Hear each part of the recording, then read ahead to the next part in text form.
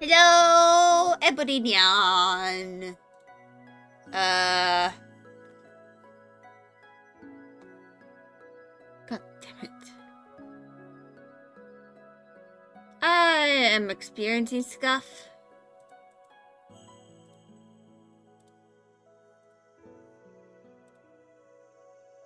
Because of course I am.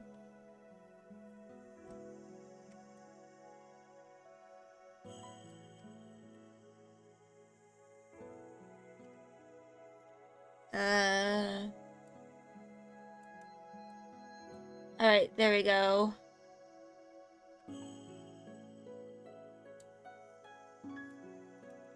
Sorry about this, just give me a moment to like get all this.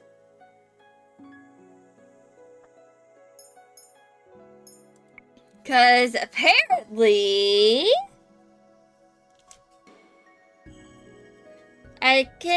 I switched this to, so I switched the settings to instead do window. So, because full screen had like some issues whenever I returned from intermissions, and that it would like constantly freeze. Let's just say that. After, you know, I do my intermissions. So, because of that, I decided to go with the windowed, version. But anyway,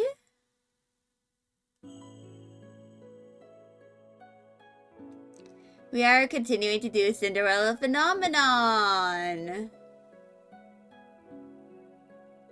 So we are currently in chapter 4 for Rod, which is the recommended first route to go by the game. Sometimes I wish I had more than just me narrating all of this. Because damn, my throat hurts after doing all of this. Like, it hurts. It gets sore. Because I'm not all that used to yapping for, like, constantly. But anyway, I'm going to sip my water, and then I shall start narrating.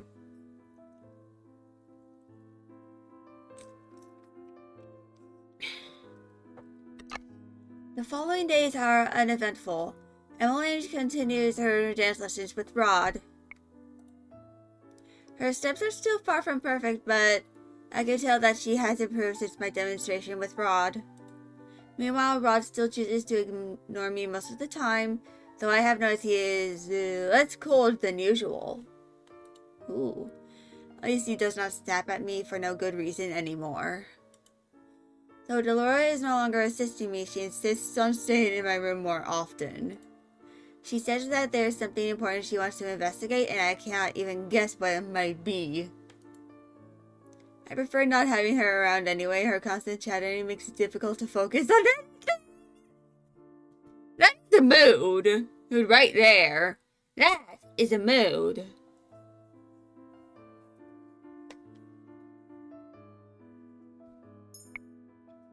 I did not mean to do that. Right now, I am still trying to figure out how I can achieve my first good deed. Almost 3 months have passed since I was first cursed, but I have yet to complete my first good deed. These are my thoughts as I head back to my sleeping quarters after dinner that night. Emily excused me long ago, insisting that I go on to my room before she went to hers. I'm walking down the hallway when I notice Rod heading down a familiar path. I follow after him. Are you going to the march-in? He's just startled! Rod jumps and turns around! The surprise in his face quickly fades into annoyance. Don't do that again! I actually have a tendency to do that in real life. Like, because I'm naturally a very quiet person.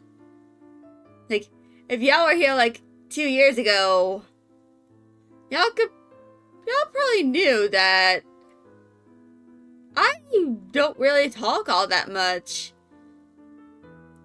That's, you know, it took a while for me to like learn how to be more yappy. You know, to be more talkative.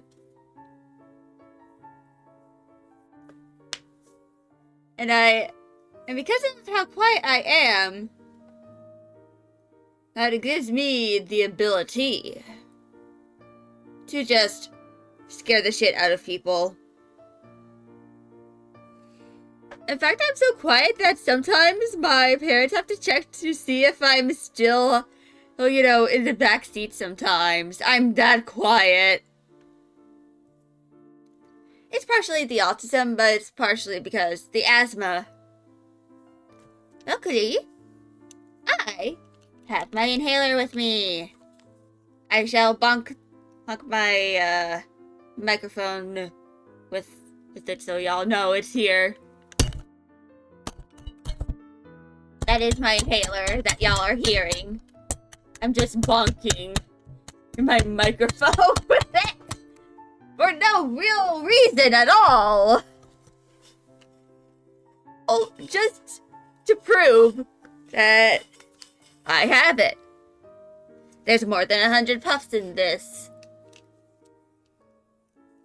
Actually, I should probably take it. I mean, I'm pretty sure this is going to expire before I run out of puffs. That's kind of like how it's always been with me and my emergency inhalers. Because my asthma is not as severe as my mom's. Due to that, I don't really need to take the emergency inhaler all that often. However, it's probably a good idea if I take it now. So that, you know, my lungs are a little more open. I'm just shaking it all up. And I'm going to take 2 puffs. Because that's usually how many puffs I take when I take my inhaler.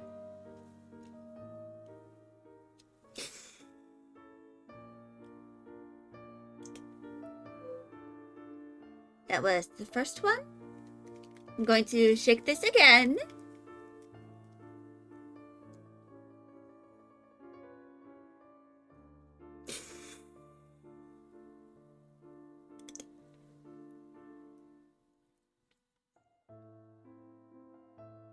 Now I put the cover over the mouthpiece. So this is albuterol sulfate. It's basically, it's referred to as an inhalation aerosol because you kind of like have to inhale it. That's why these are called an inhaler, because you inhale the medicine that is in it. And it's meant to like help with, you know, asthma and stuff. Which is the condition I've had my entire life. And I'd like to mention that the dosage for inhalers, they're typically in the micrograms, like less than a gram.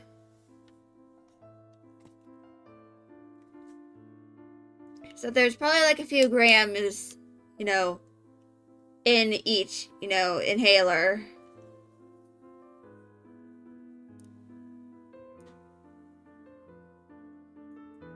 So yeah. I'm going to sip my water again. Though I probably should, like, I don't know, consume milk with while I'm doing this because it coats the throat better. Because it's more thick.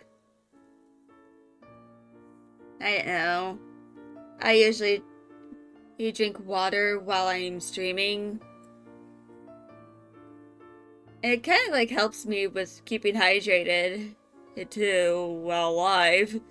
That, you know, I don't get headaches all that often because sometimes when I'm like dehydrated, I get migraines. And that is why I had water bottle privileges during school. Because I had a condition. But anyway, let's continue. And no, not today. Since I came here, I found that Rod occasionally sneaks out of the palace at night through the secret passage to go to the Martian. Even now, I am still confused as to why he goes there. He said before that he has given up on breaking his curse, which makes me wonder why he still visits. It also makes me wonder why he would refuse to break his curse in the first place. Is he okay with being the way that he is, or is his curse just really difficult to break? Why were you called cursed, Rod? I'm not answering that question. Why? I can't help you break your curse if you refuse to tell me anything. I told you before that I do not need your help. But I chose you as my partner. You help me, I help you. It's highly unlikely that breaking Rod's curse will also count for a good deed. You know, it's highly likely. Rod scowls at me and crosses his arms. I'm afraid that this isn't how it works at all. The sound of footsteps keeps me from coming back with a retort. We both turn to see Sir Alcaster approaching us. Prince Rod, good evening. Good evening, Sir Alcaster. Sir Alcaster turns to me and raises an eyebrow. Shouldn't you be attending to Princess Emmelange? Rod silences me with a look. He moves to stand in front of me, shielding me from Sir Alcaster's gaze. We were just about to go to her. Let's go. Rod strides away and I quickly curtsy to Sir Alcaster before following after Rod. I can still feel Sir Alcaster's eyes on my back as I walk away. I try my best to suppress a shudder. Rod and I walk through the hallway in silence. We will stop in our tracks when we hear the clattering of silverware. We look around and realize that the sound has come from behind a set of doors that is slightly open. The dining hall. Oh no! That's Emmelange's voice. We do not see Emmelange when we enter the room, but there is a dizzying array of cutlery set out on the table. Emmelange? Emmelange surprises us both by crawling out from beneath the table? What? What? What? What? Why? She fusses us an embarrassed smile as she gets to her feet, holding several forks and knives in her hands. What are you doing here? You should be getting ready for bed. Sorry? I eyed the silverware on the table. I thought I could practice before I sleep today. It's already been an incredibly long day for her, and she is still doing this. I watch as Emmelange puts the cutlery back onto the table in the wrong places. You need to rest, Em. I will after I practice the placement one last time. She smiles at him before returning to the table. I don't know why a person would need so much cutlery. One fork, one spoon, and one knife should be more than enough for any meal. Exactly! And all these glasses! If I recall correctly, this one is for water, this one is for red wine, and this one is for white wine.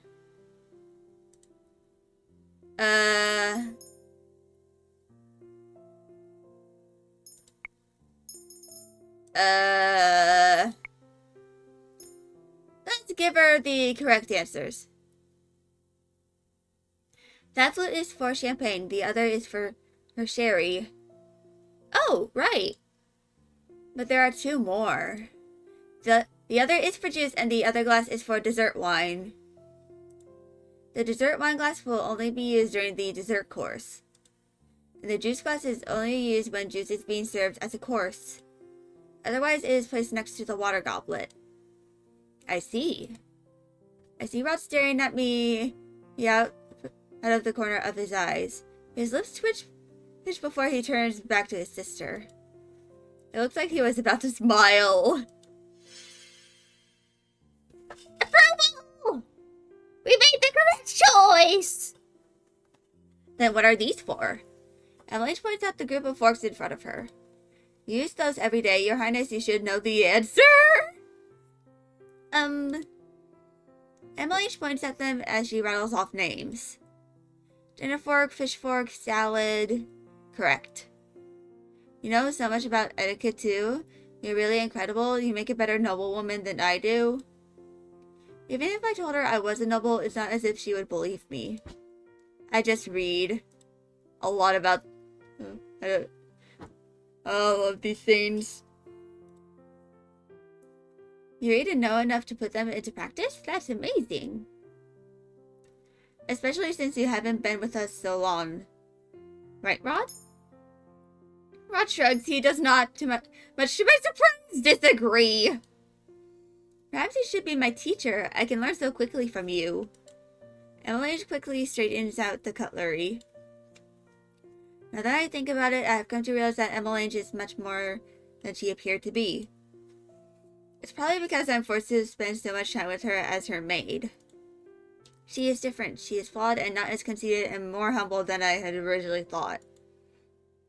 Maybe I should try lending her a hand.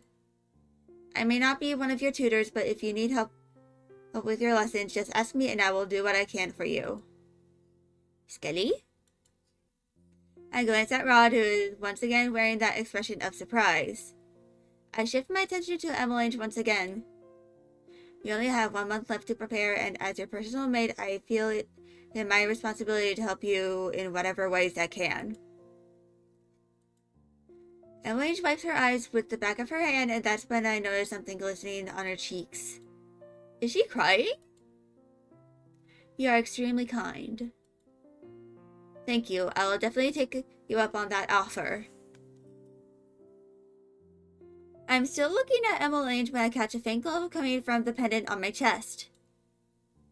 Ooh. What just happened? Oh, what a pretty necklace you have, Skelly. Thank you. Anyway, for now I think the both of us would benefit from some sleep. Indeed. After escorting Emmeline back to her room, I walk out into the hallway in a daze. What was that light? It seems like you actually managed to obtain your first good deed. Well, how yay! 4 chapters in and we get our first deed. Of good. I did not know he was still here. I look down at my pendant, astonished at what I see. Whoa! A piece of the glass slipper? I gingerly touch the new piece that is hanging next to my existing glass slipper pendant. It is real. You're not too bad after all. Did he just compliment me? What? Rod turns away. Nothing. He walks away, leaving me alone with my thoughts.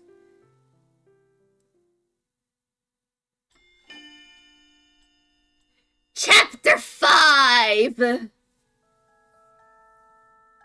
Good morning, Your Highness. Would you like to play with us?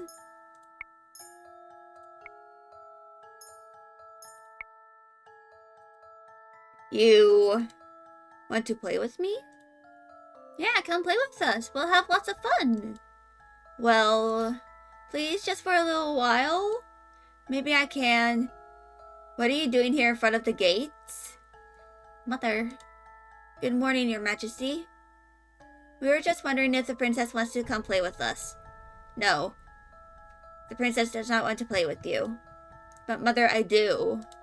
Enough idle chatter, we must go. It is almost time for your dance lessons. But do not make me repeat myself. That is one toxic mother! Yes, Mother. It is still dawn when I wake up. As much as I want to continue sleeping, I have no choice but to get up and prepare for the day. The last thing I need is an annoying lecture from the head maid. I have almost become accustomed to waking up this early, even if I do not enjoy it. As soon as my preparations are made, I begin to make my way toward Emmeline's room, should she wake early. I'm about halfway there when I hear familiar voices. Standing far ahead of me are Sir Alcaster and Sir Mithros. Are you sure this is going to work? Have a little faith in me, my friend. Friends? We are not friends. Sir Alcaster narrows his eyes, then turns abruptly to look at me. Ah, Miss Skelly, was it? Sir Mithros, Sir Alcaster. Have you been eavesdropping, child? He has no reason to be angry at me. If they were talking about something confidential, they should not have been openly talking in the hallway. I am on my way to Princess Emmeline's room, sir. That is why I am here. I coolly look at Sir Alcaster, who looks like he is about to pop a vein. I cannot help but feel satisfied at his reaction. In just a few steps, he is suddenly looming over me. Who? I've never seen Sir Alcaster look so angry before. What is going on? Rod is now walking towards us with a scowl on his face. Sir Alcaster notices this and quickly steps back.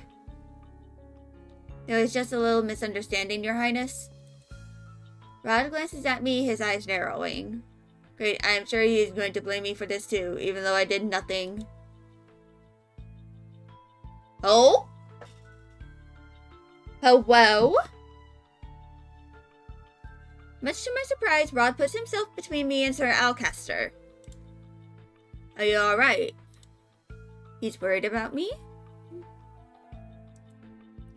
I slowly nod. Rod turns back to Sir Alcaster and Sir Mithros. If you don't have any business with Skelly, I will be taking her with me. Emmeline is already waiting for her. Sir Alcaster stares at me for a few moments before bowing down to Rod. Of course, Your Highness.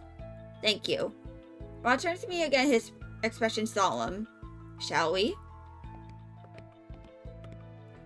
He walks off before waiting for my reply. I look back at Sir Alcaster and Sir Mithros one last time before chasing after him. The both of us spend the next few minutes walking in silence. Rod has not said a thing since my encounter with Sir Mithros and Sir Alcaster. Are you okay? What? You already asked me that before. Is he really that worried?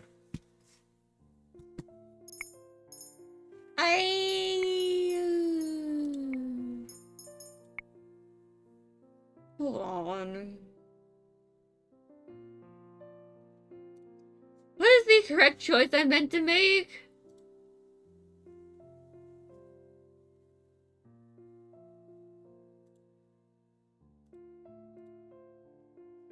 Also, my,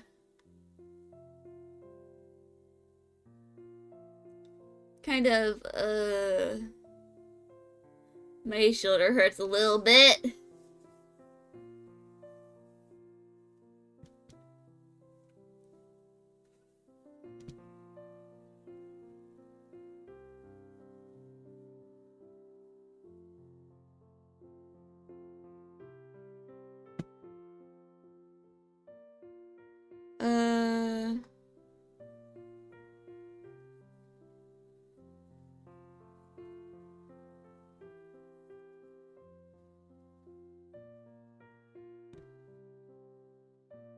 How do I,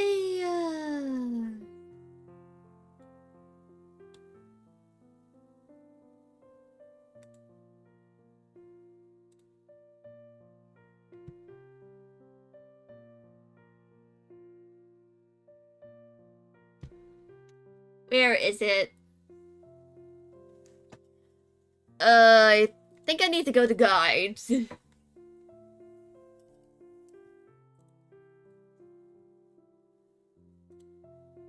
Okay.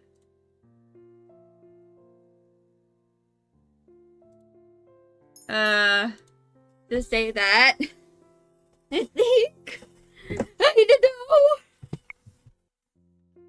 I'm surprised by the look on Rod's face at my response.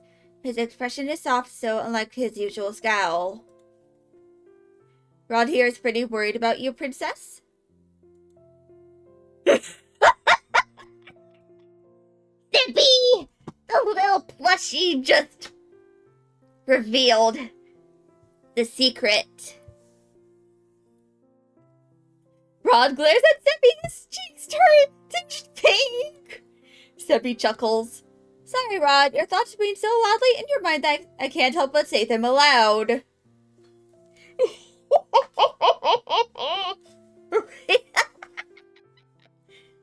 I am just a little maniac, aren't I? Also, I find it so...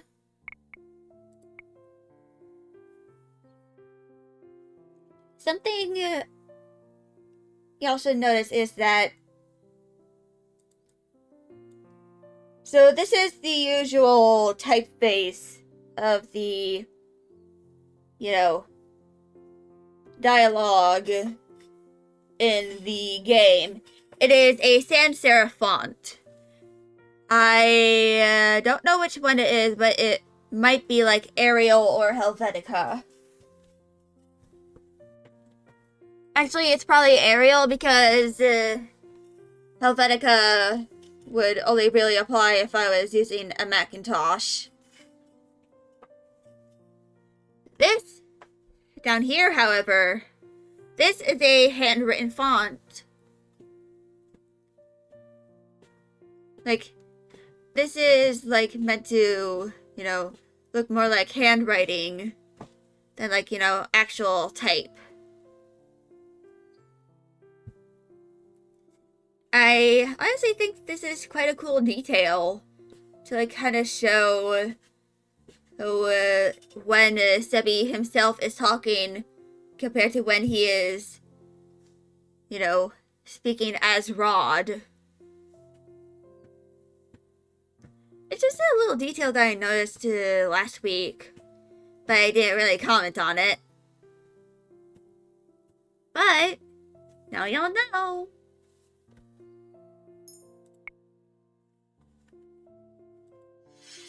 This is not the first time Sebi has told me about what Rod is thinking. Rod reaches out and pinches Sebi's face, his scowl returning. Ow, ow, ow, I'm sorry, okay, but next time try not to think too loudly. You said that Emmeline was waiting for me. I did not expect her to be up so early. Where is she? I lied! He lied! He's capable of lies! It is true! He is capable of lying! Indeed, I will.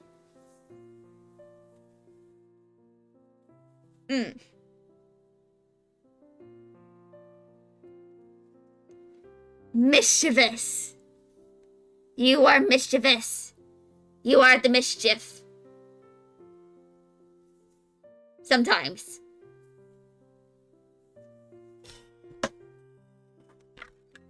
Ugh.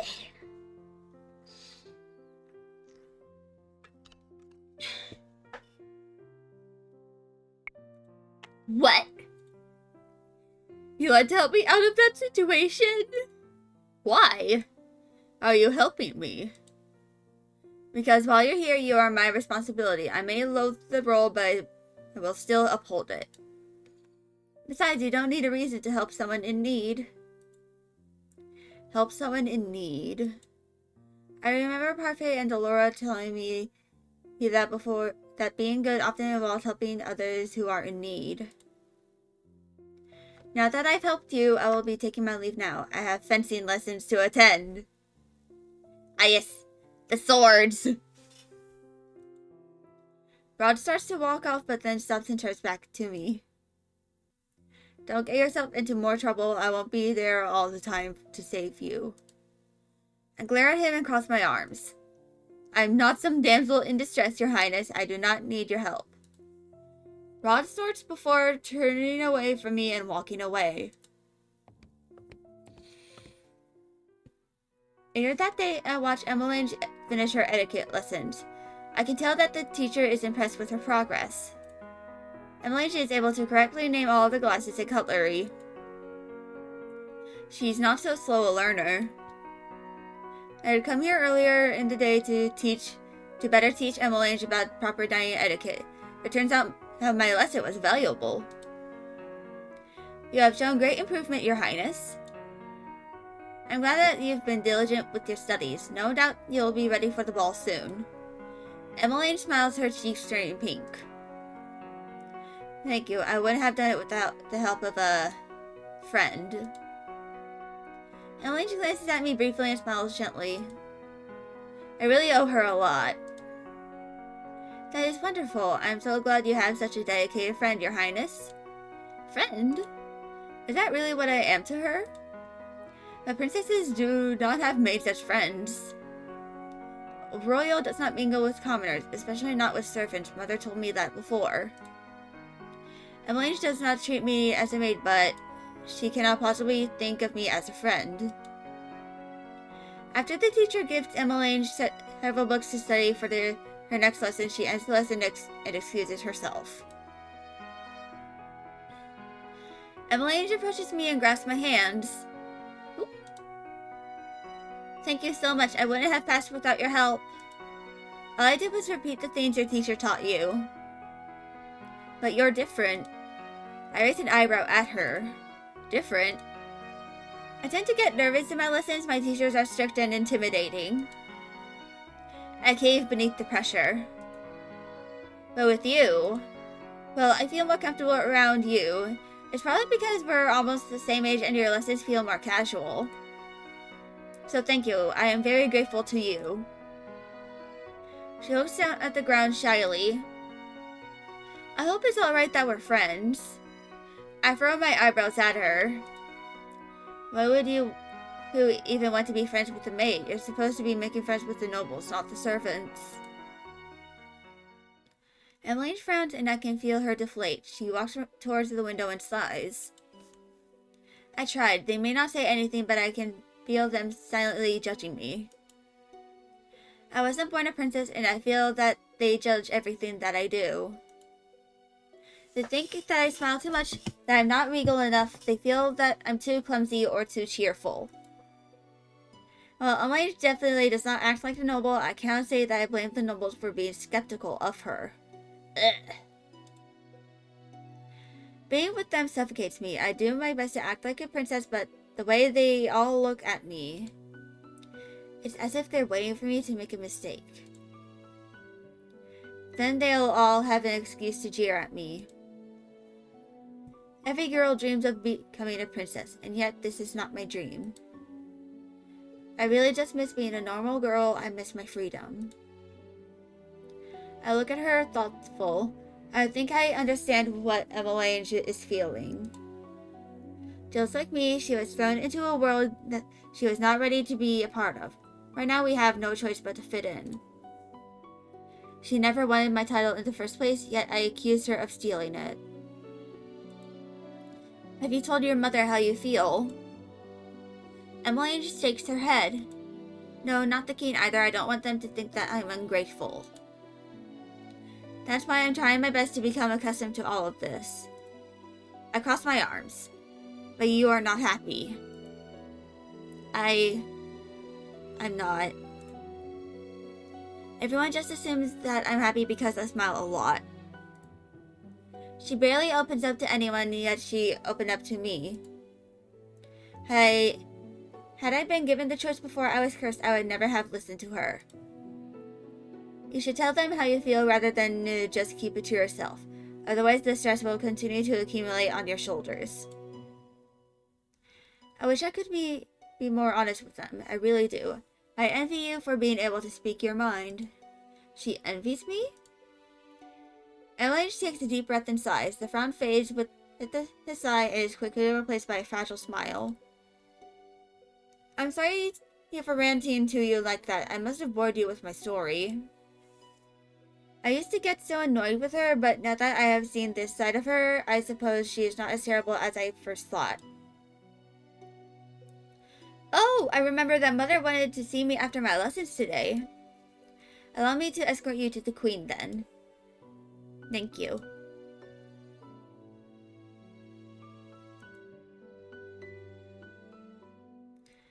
Days pass without any real conflict. I run into Sir Alcaster again in the hallways, but his eyes pass over me as if I am something to be ignored. Delora, who had been ignoring me as she had been busy with other priorities, returned to the Marchand yesterday to discuss something important with Parfait. It's not as if she has been any help since she came here. She mostly stays in my room while I run around doing errands for Emily and taking on other chores as they are handed to me. Right now, I am headed to the palace gates as I hurry to meet Emily. She is going out of town to meet Viorica again, and I was told to meet her there. And Skelly! I turn around to see Fritz walking in my direction. Ever since I told him to refer to me by my name, he has been stumbling over and not using my title. I rarely see him, but when I do, we do not have much time to discuss anything. Can I help you with anything, Fritz? It's been a while. Have you managed to complete one of your good deeds? Days after I had originally run into Fritz, I managed to have a quick conversation with him regarding my curse. It has been a long time since that conversation happened. Recently, I have barely seen Fritz. I heard rumors that he has been reassigned somewhere outside the palace. I show him my pendant and point at the piece of the second glass slipper. I managed to get one several days ago. Skelly, that's wonderful! I knew that you could get one. Only 2 more and then I can break this curse. Ah, Fritz, Miss Skelly, I did not think that the two of you were acquainted. We both turn our heads at the same time when Mithras suddenly appears from around the corner, the usual smile on his lips. Sir Mithras. Fritz, I believe Sir Alcaster is looking for you. Right, sorry. Skibby. I must take my leave now. Of course. Fritz bows to Sir Mithras before walking off, leaving me alone with Sir Mithras. Mithras does not say anything, but continues to smile at me. His staring makes me feel incredibly uncomfortable. Is there something on my face? Excuse me. I curtsy and start to walk off when Sir Mithras calls my name. Yes? I just wanted to thank you for your hard work and dedication to our princess. I look at him, puzzled by his sudden gratitude.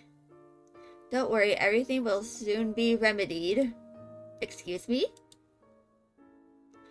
My apologies, I did not mean to keep you. He completely ignores my question. He dips his head slightly before turning and walking away, the smile still on his face. What was that all about? Rod and Elaine are already waiting for me outside the carriage by the time I arrive at the palace gates. Rod has his arms crossed and looks at me, irritable. His face is perpetually stuck in that scowl, it seems. It appears to be indeed. I'm gonna lean back in my chair a bit. I've been doing a bunch of Just Dance stuff for like several days straight with my brother because we're like doing achievements and stuff. And now my right shoulder hurts.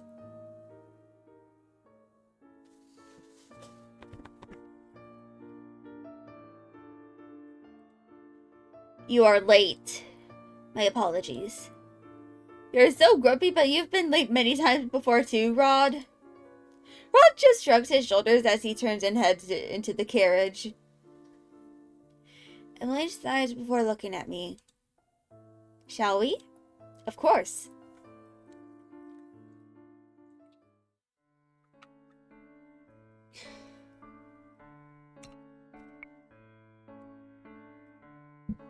Yes, will be. And Barcool. And, or like, Cod. 2. And Osak. And Ben. I don't know.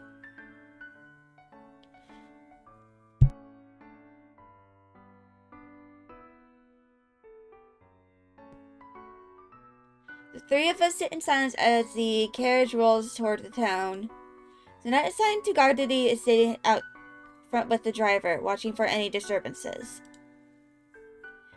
Millie glances forlornly out one window while Rod silently looks out the other as he rests his chin on the palm of his hand. I notice Emily pausing to glance at Rod every now and then, looking restless. Finally, she breaks the silence. Are you still mad that I asked you to come along to visit Viorica?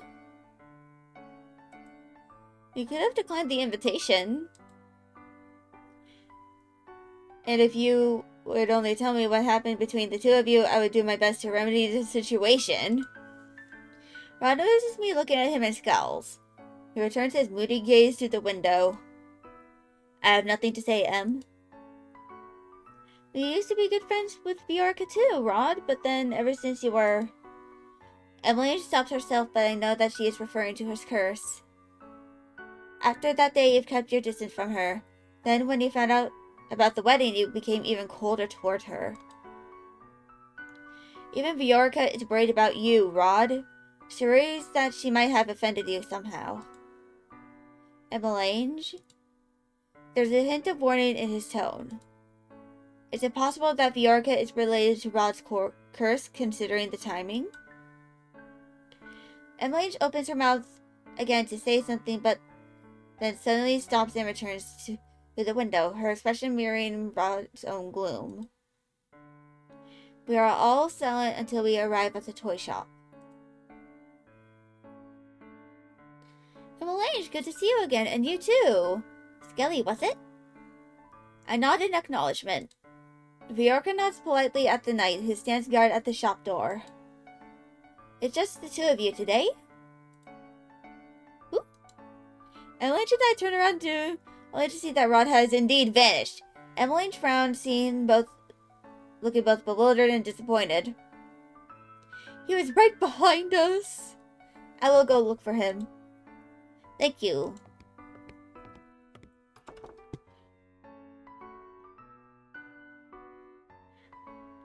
Ah, yes.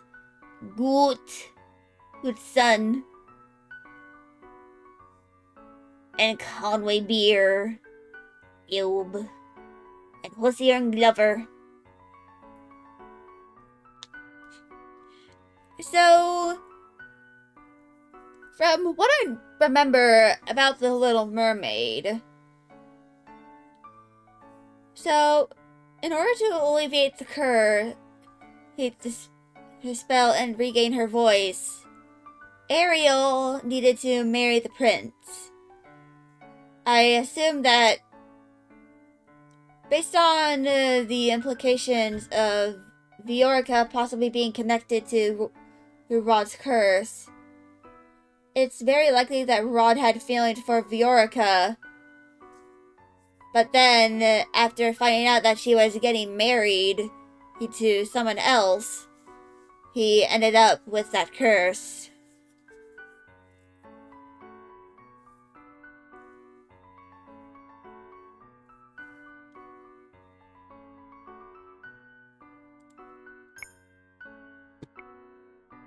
Just as I expected, Rod is leaning against the wall of an alley just outside the toy shop.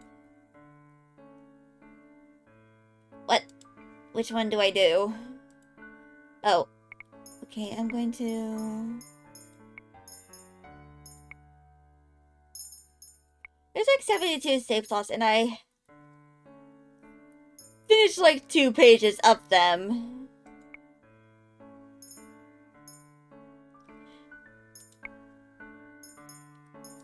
Stay with him. I can tell by Rod's stiff posture that anything I say to him will fall on deaf ears, so I move to stand next to him instead. I lean against the wall with him. What are you doing? Keeping you company? Rod raises an eyebrow at me.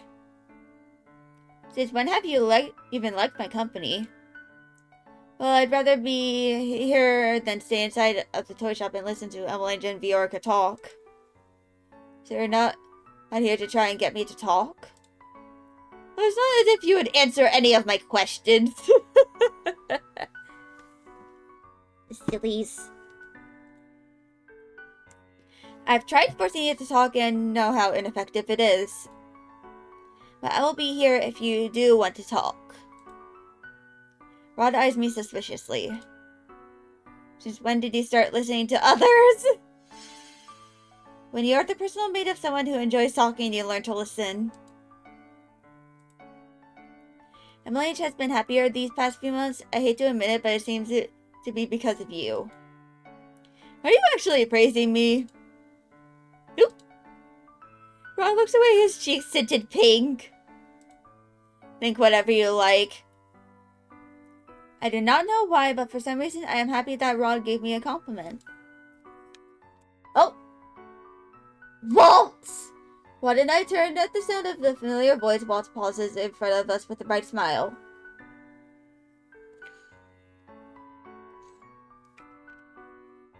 It was nice to see you again, Princess. Waltz, what are you doing here? Well, I was about to deliver a letter to the prince, but I guess that won't be necessary anymore. A letter? Is Lady Parfait asking for me? Not just you, she wants to see the princess as well. Me? It has been a while since I was last at the Marchen. Is something wrong? They need to discuss something important with the princess. Come to the Marchen tonight. Tonight? We're already here, so why not now? Waltz's eyes shift to our carriage. You are here with Princess Emmeline. Yes, you can't make her wait too long. What they need to discuss with you is complicated and will take some time to explain. The toy shop door opens and Emmeline stands in the doorway as she says her goodbyes to Viorca. Remember, tonight. These are Waltz's last words before he slips back into the crowd. Emmeline's visit with Viorca was briefer than I thought it would be. Now all of us are headed back to the palace. Rod has not uttered a word on our way back, but I can tell that this is making Emmeline agitated as she continues to keep glancing at Rod expectantly. If you have something to say, say it. Oop. Emmeline stares at me. You obviously want to say something to Prince Rod. The only way to get your answers is to ask him directly.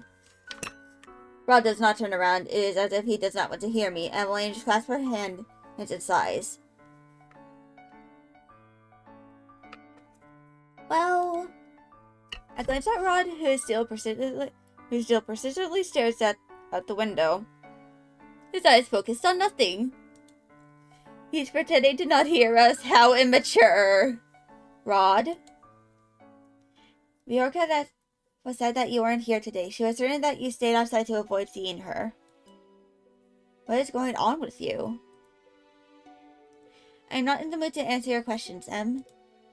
Emmeline grips the edges of her dress, her expression becoming more rigid. You've been keeping secrets from us ever since you were cursed. We don't even know why you were cursed or how to help you break it. Wait, the rest of the family doesn't know anything about the circumstances of Rod's curse? I had thought he had told them everything, but all they know is that he is cursed? We're a family. We're supposed to help each other through problems. Emmeline's hands are shaking as she gazes at her brother. The carriage stops, and as soon as the servant opens the door, Emily quickly steps out and rushes back towards the palace. Rod watches her go quietly, though his eyebrows are furrowed and he looks guilty. I silently shake my head at him before running after Emmeline. Emmeline stands in the hallway with her hands hooked to her chest. She breathes slowly in and out as if she was on the verge of tears. Ah, yes. I kind of did this slow breathing in and out. No, but that kind of happens, like, around the time, like, when I'm, like, literally about to experience an autistic shutdown. I've experienced plenty of those. I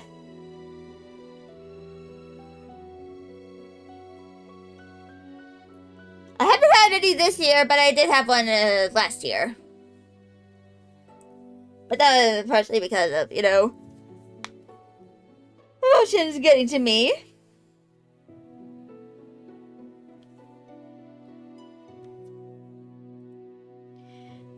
When she notices me behind her, she turns away and wipes her eyes with the back of her hand. I'm so sorry for storming off like that. I was just very frustrated at Rod. I said something I shouldn't have said back there. If anyone finds out about this, they won't. Your secret is safe with me. Elaine flashes me a grateful smile before looking at the sky. One moment, Rod is running down the hallway. The next, he has stopped in front of us and is trying to catch his breath. Me, after going up 2 flights of stairs to get to my next class and having to sit on the bench to recover. Because not only do I have asthma, I inherited my dad's shitty endurance.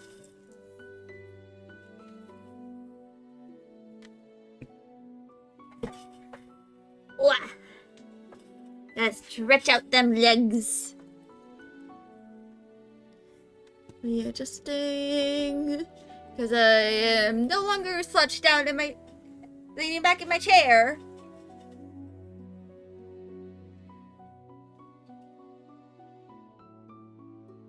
But I must stretch.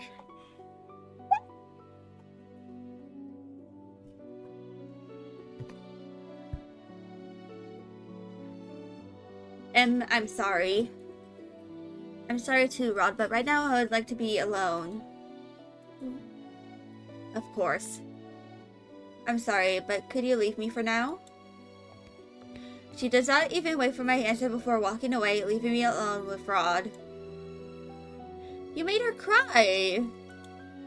I'm fully aware of that.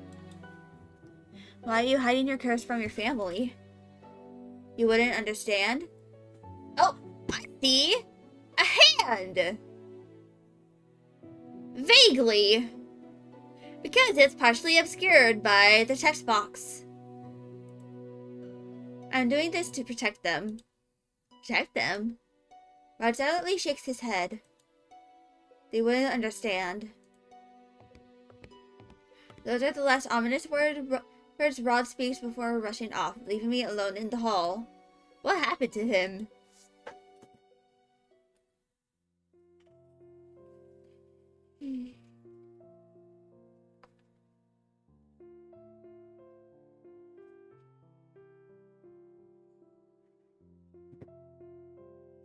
The hallways are silent at this time of night as most everyone in the palace prepares for bed. I am now on my way to our meeting place. Rod told me earlier to wait for him here. I thought that he would make me go to the Martian by myself after what transpired with Emmeline, but I was wrong. Emmeline was so upset today. I've never seen her like this before. I turned my thoughts back to the Martian and to what Walt said earlier. I wonder what Parfait wants to talk with us about. I feel my heart beating erratically inside my chest. Why do I feel like something bad is going to happen? That is called an omen! That is called an omen! I probably should not do that.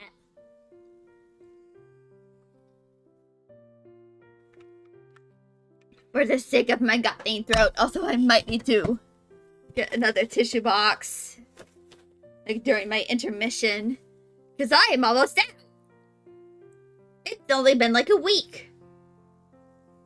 But to be fair, this is like one of those small cube tissue boxes. Not the rectangular ones.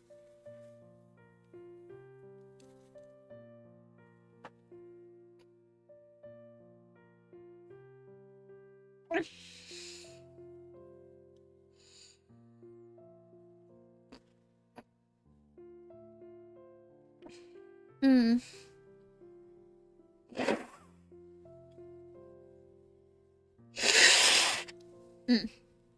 So, according to the weather forecast for, my area, we're probably going to end up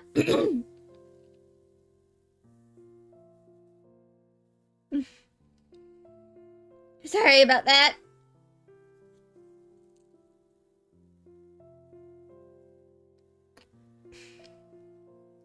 Okay, I think I am done with all the congestion. But according to the weather forecast, tomorrow we're going to get an inch and a half of snow.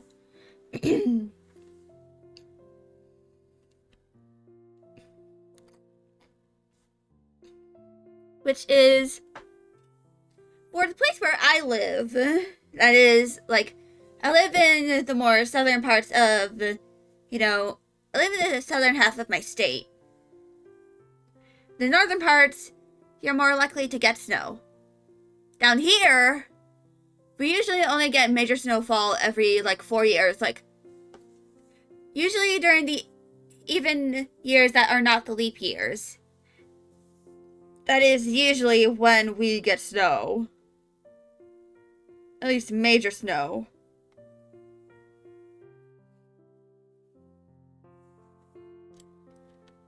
Ironically, I am not built for this weather.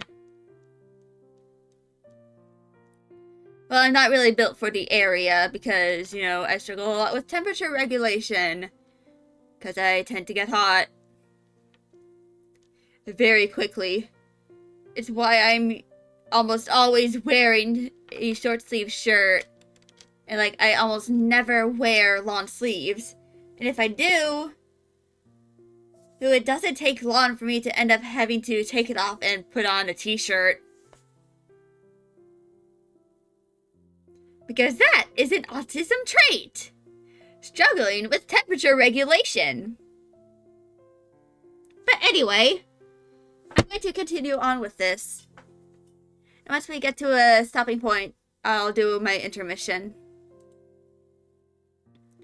I realize that I've been staying in the open for a while. Perhaps I should move. People might find my staying here suspicious. I start walking again, and I'm surprised when I feel a hand close around my wrist and pull me into the darkness. I open my mouth, but a hand muffles my scream. Shh! Rod? Rod's gaze is icy. He speaks quietly, but I can feel the anger simmering underneath his words. What if someone saw you just standing there? Have you even thought about how they might get suspicious? Ooh. His tone is so accusatory that for a moment I can't find my voice. But then he is right. I should have been more careful. Sorry. Rod stares at me surprised. What? I never thought I'd hear you apologize, especially to me. Oh? Well, at least I know how to apologize. Unlike you! And why would I ever have a reason to apologize to you? Because you've done nothing but treat me coldly, even when I have done nothing to personally attack you. Rod scowls at me before... Wait. Why did her outfit change? Why did she change her outfit? Oh, I see.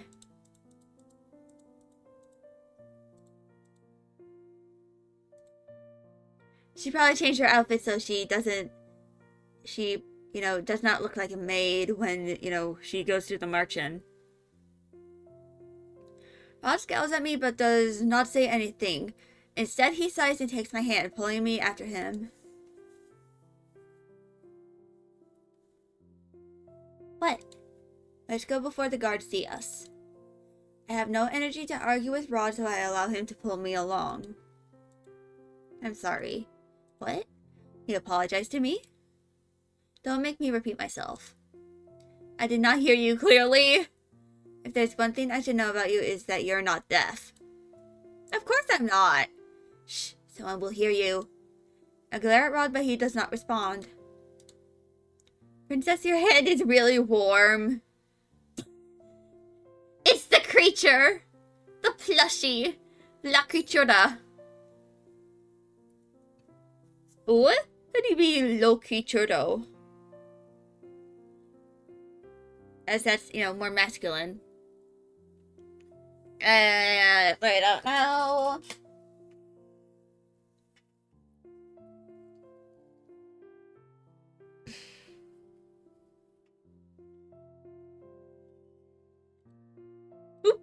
Rod freezes in place and glares at Seppi, who seems to be shrugging. Your thoughts are too loud, Rod. Through the dim lights, I can actually see a faint blush on Rod's cheeks. You are blushing. Whoa! I am not. He lets go of my hand and starts to walk towards the secret passage with me trailing behind him. We look around to make sure no one is in sight before we both slip inside. I follow closely behind Rod in silence. My eyes move upward to the little bunny plush hanging on his shoulder. Seppi, I've been wondering. Have you ever talked with Rod's family as yourself? Rod suddenly stops and scowls over his shoulder at me. What? I'm asking Seppi, not you! No, I don't, Princess. Rod doesn't want me to talk with others since he thinks that I might say something unnecessary. So much for that, you still speak in when it is unnecessary. He's blushing real bad.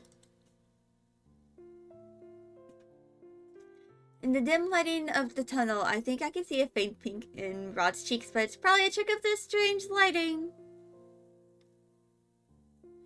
Rod is right, Seppi has blurred out his thoughts more than a number of times.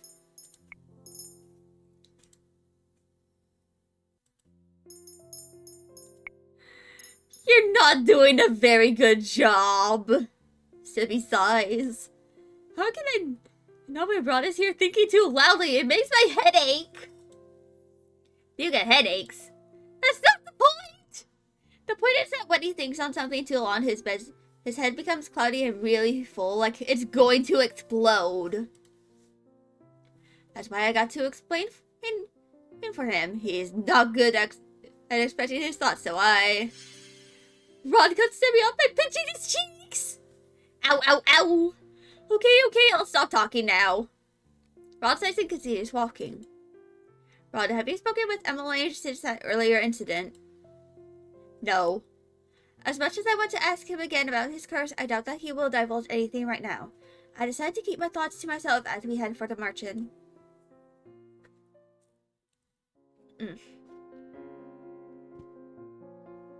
When we arrive at the march-in, Parfait and Delora are there to welcome us.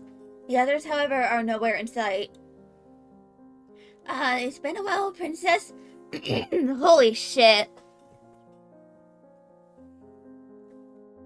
Thank you for bringing her here safely, Prince Rod. Where is everyone? They're all resting in their rooms now. It wasn't necessary that they be here for what Delora and I want to discuss with you. I will be staying in the tavern then. Rod is about to head for the tavern when Delora stops him. You don't have to leave. What we're going to say involves you too, since you're staying at the palace as well. Rod looks at her curiously but asks no questions. Parfait and Delora gesture us to the CT, where we take our seats. Is this something Rod and I must know because we're in the palace? I have a bad feeling about this. Ruh-roh. Before we start, I would like to congratulate you on your first good deed, Princess. Laura told me all about it, and I can see the extra piece on your necklace as well. Parfait smiles at me, her eyes filled with pride. Her faith in me rekindles with the dwindling confidence I had. If only you'd seen how happy Delora was when she announced it to us. You didn't have to go into specifics, Parfait! The little bead of sweat and furrowed eyebrows. Oh, are you embarrassed, Delora? She smiles at Delora teasingly before turning back to me. Anyway, I know you can do it, Princess. Only 2 more to go and you can break your curse. Yeah, keep up the good work, Princess. And you too, Rod. So, what is it that you wanted to discuss with us? I conducted a little investigation while I was with Miss Skelly in the palace, and found something important. Something important? I discovered that there's a witch in the palace. Huh? What? What? Huh? Who? A witch? In the palace? I felt a tinge of magic while I was there. It was faint, but definitely there. I don't remember feeling it before when I was there as your doll, Princess. It seems that the witch is using a glamour to hide himself or herself from us. A glamour is a magic that only very experienced witches can cast, which means the witch we are dealing with is no ordinary witch. They have the potential to be very powerful. Just like Delora when she was a doll. But why would a witch be doing... Well, fucking words. But what would a witch be doing in the palace in the first place? This witch could be after the king, but... But what? Parfait and Delora glance at each other looking conflicted. It's Parfait who faces me first, her expression grave. I'm afraid there is some other possibility we must make you aware of, Princess. And in order for us to explain it, we must give you the truth! Oh! Oh, jeez!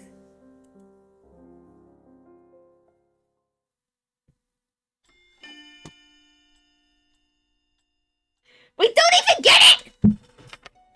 Oh.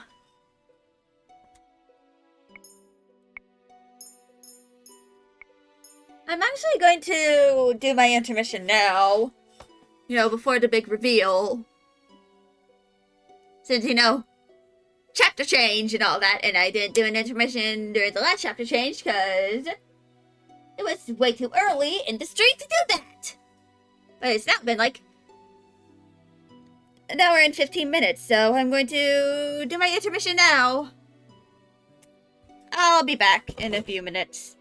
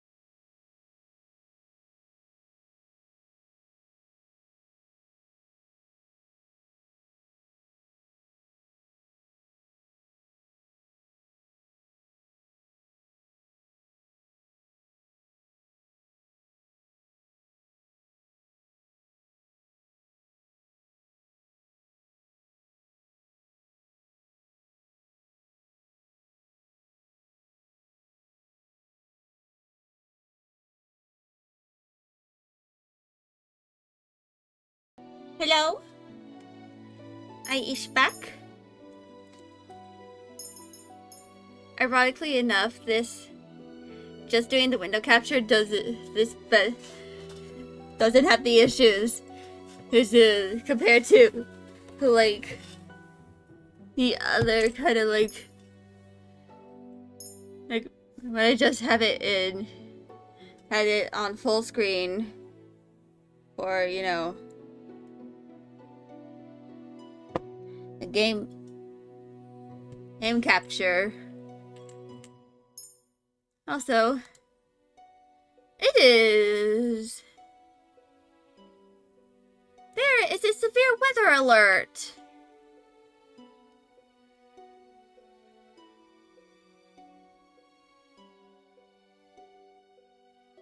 Rain/snow starting in about 3 hours.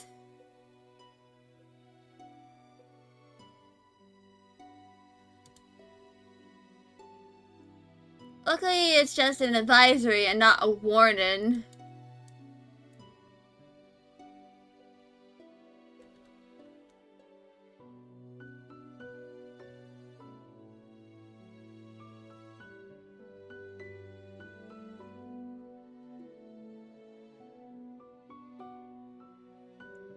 From and in DC, it's literally just I think in DC it's an advisory.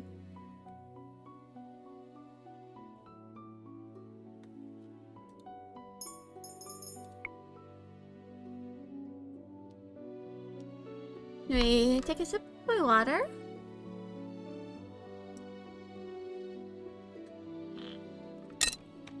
The truth? My only answer is silence. I shift my gaze to Rob, but he avoids my eyes. What is going on?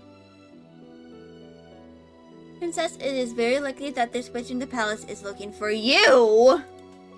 What? I cast a glimmer on you a long time ago so that you could remain hidden from magical eyes. I did it to protect you, but this witch in question can see through the spell I've cast on you. It is my belief that they are actively looking for you. I think it's the guy with the dark green hair. Mistros, I think. I close my eyes and massage the temples of my head as I feel a headache coming on. Mood. Wait, you said before that the witches went to see their curses unbroken, but this sounds as if they have another motive altogether. What reasons could they have for trailing me? The Tenenbaum has been without a bearer for a long time, ever since the end of the war. A new bearer, however, will soon arise, and the crystal is ready to support them.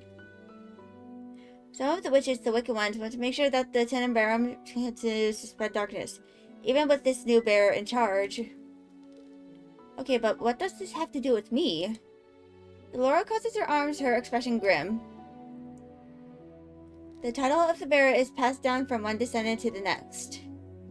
Princess. The last Tenenbaum bearer was the late Queen of NGL, your mother? What?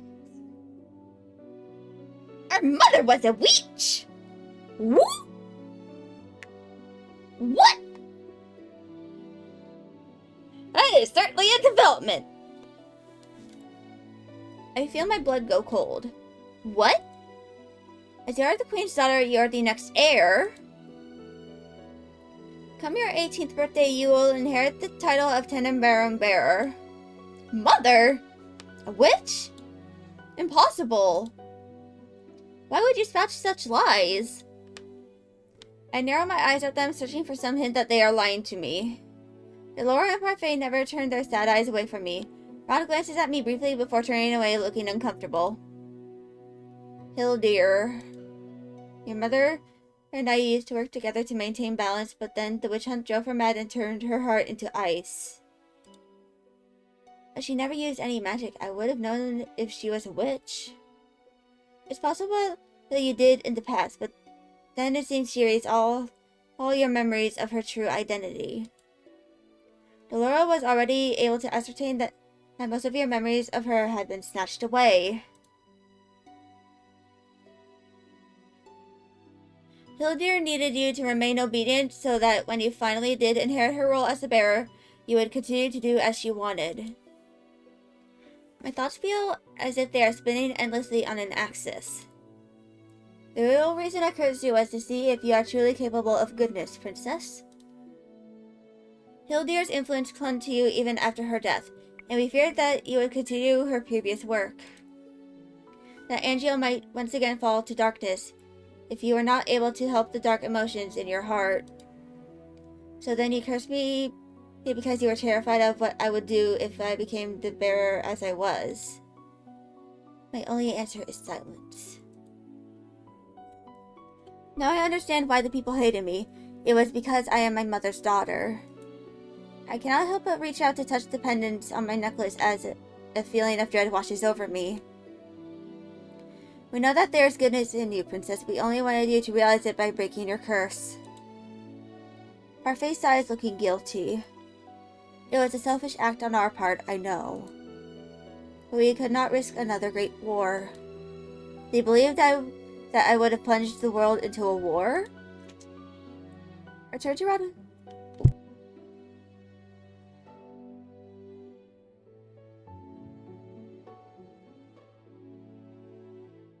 My mom just let my cat into my room. I turned to Rod, who has yet to speak since the conversation started. Did you know about all of this? Everyone knows the story of the Tenenbaum witch and her daughter. Everyone except for me. I glanced down at my hand, suddenly feeling numb. I am a witch, and I will become the Tenenbaum's next bearer. Just the thought of it makes me sick. I think back to my childhood. I can still recall the glares that everyone gave me when I was a child. They were scared of me because I was my mother's daughter? And what about the king? Did he never love me because I was the daughter of a witch? But if that is the case, if my mother was so wicked then why did the king marry her in the first place? Hildir threatened to kill the woman that he loved if he did not marry her. She threatened to kill Ophelia! Ooh! Oh boy! The plot is plotting. The plot is thickening like soup. So the king loved Ophelia from the very beginning. I clenched my hands into tight fists. After Mother died, he was able to reunite with his true love. And since then, he has treated Emmeline and Rod better than he ever treated me, even though I am his daughter by blood. I want to feel angry about this revelation, but instead I feel a dreary emptiness inside of me. A heavy feeling begins to settle in my chest, suffocating my heart. You never really loved me. Oh no, she's crying. Skelly? Rod's voice stops me out of my thoughts, and that is when I realize that a stray tear has made it down my cheek. I quickly wipe it away with the back of my hand, angry at myself for showing weakness in front of them. You must be happy to see me like this. What? Your mother was made queen, and you and your sister became royals overnight. It's like something out of a fairy tale, isn't it? You thought you had the perfect life until I came back into it. I never asked for this to happen, I just wanted to... Utterly moves his hand to Sebi's mouth, muffling what other words the plush was going to say for him. What is it that you want to say, Rod? It's nothing. I can assure you, however, that the power that comes with the crown has always been irrelevant to my family and I. So stop assuming that everyone around you is after your title or your riches. Did your time with my sister not teach you anything?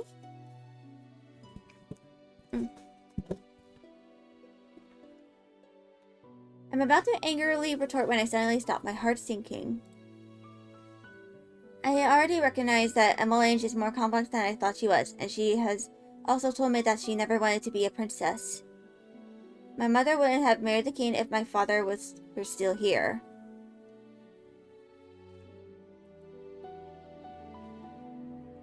Delora looks between the two of us and sighs. And here I thought your relationship had improved. Now it seems like it's back to square one. I cross my arms and turn away, annoyed. Do you have anything else to add, Parfait? If not, I would like to return to the palace. Princess. Stay vigilant and be careful about who you trust. Trust? How do you know whom I trust? What makes you think I trust you? Who? The anger that I was expecting earlier suddenly rises to the surface. For all I know, Parfait and Delora could be feeding me lies, playing with me the way Delora did when she first cursed me. I don't expect you to believe what we've told you. Perhaps it was not yet the right time to reveal everything to you, but please, you need to be careful. I stand up and look at them, my arms now hanging limply at my sides. How am I meant to trust anyone when all of you have been lying to me this entire time? Skelly? If you don't believe us, then try asking the king who Hildur truly is. I never even thought about asking the king about Mother. Rod, you should watch your back too. It's possible that this bitch in question could be plotting something against the royal family as well. They've been in the palace for a long time after all. She looks at me, then at Rod, her expression somber. I won't be able to stay with you anymore. I had to pick up and leave a few days ago because I was certain he caught a trace of my magic. He probably already has. I understand. Anyway, Skelly is right to return to the palace now. Someone may notice your absence if you're gone much longer. You two should leave now.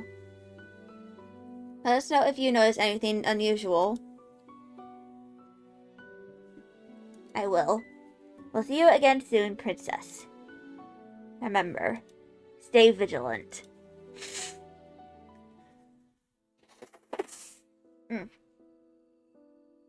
Rod and I leave the Martian in silence. Here in the secret tunnels, we are suffocated under even more sounds, but still neither of us makes an effort to speak. I'm still stuck inside my own mind, sifting through my troubled thoughts. I cannot reconcile the fact that the wicked witch who led the witches during the war was my mother. I did not even realize how many people hated my mother until after she had passed and they spoke about how cruel a queen she was. I never understood why, since she has always been the perfect person in my eyes. I never connected my mother with the Tenenbaum bearer. What Parfait and Delora just told me makes sense. Was I living a lie all those years? A lie that my mother crafted so that I remained cold and bitter even after she passed away? And Delora and Parfait says that I am meant to inherit the power of the Tenenbaum from my mother. I do not want that burden. I almost bump into Prospect when he suddenly stops walking. He turns around and looks at me with a serious expression. I cannot help but feel judged beneath the weight of that gaze. If you are going to tell me that you never wanted me as your partner because my mother was a witch, then I wasn't going to say that? Well, his eyebrows are furrowed, and his hand is extended out. Something I didn't really notice before because of the opacity of the text box. What? I won't lie, the first time I saw you, I thought you were like your mother. You were cold, harsh, and selfish. I never wanted to have anything to do with you. Yes. A friend is online. That's because this is not my, this is the window capture, not the game capture. Hold on, can I even change it?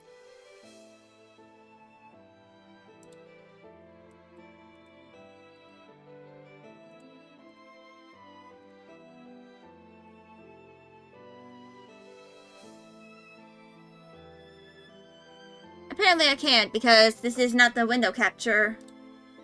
You know, not the game capture, I meant. That was why I was so against this partnership, but you've changed. Who?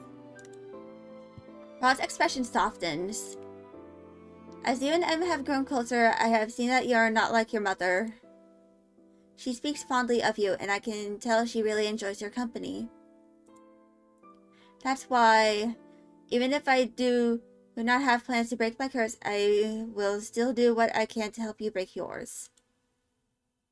It's the least I can do as your partner. I stare at Rod in shock. This is the first time he has ever been so nice to me. Why are you staring at me like that? I'm only doing this because you're important to my sister. Tsundere. Rod turns away, his face beet red. Liar! Rod reaches up to pinch Seppi's face. Ow.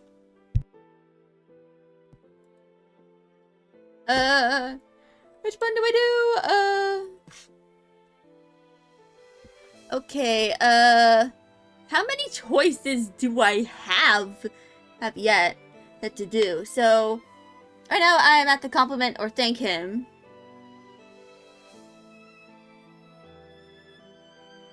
So, this one, 1, 2, 3, 4, 5, 6, 7, 8, 9, 10, 11. I have 11 more choices to make.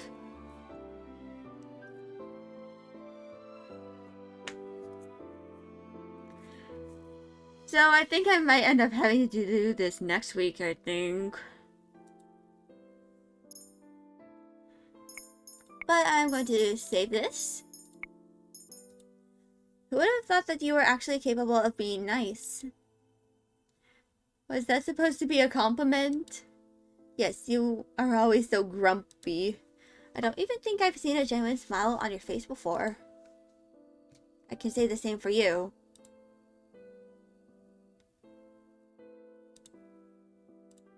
Birds of a feather flock together then.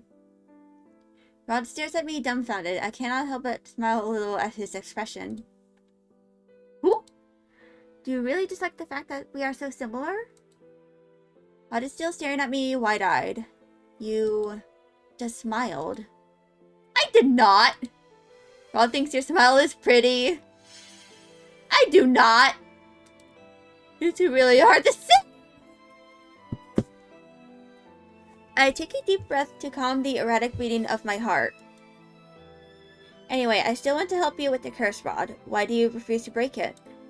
Rod stares down at his feet, expression melancholy. Because I cannot. Rod hops in, shakes his head. He says nothing else, and I do not probe him anymore, especially not after seeing the distant look on his face.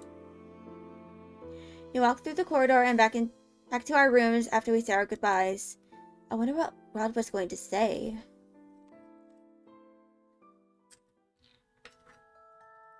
Mother, look, Eleanor got me this gift. Eleanor? She is my maid and my friend. Princesses don't make friends with their servants. But she is really nice. She even taught me how to braid my hair like... Those servants are only nice to you because you are the princess. They only pretend to be your friends so that they can have power over you.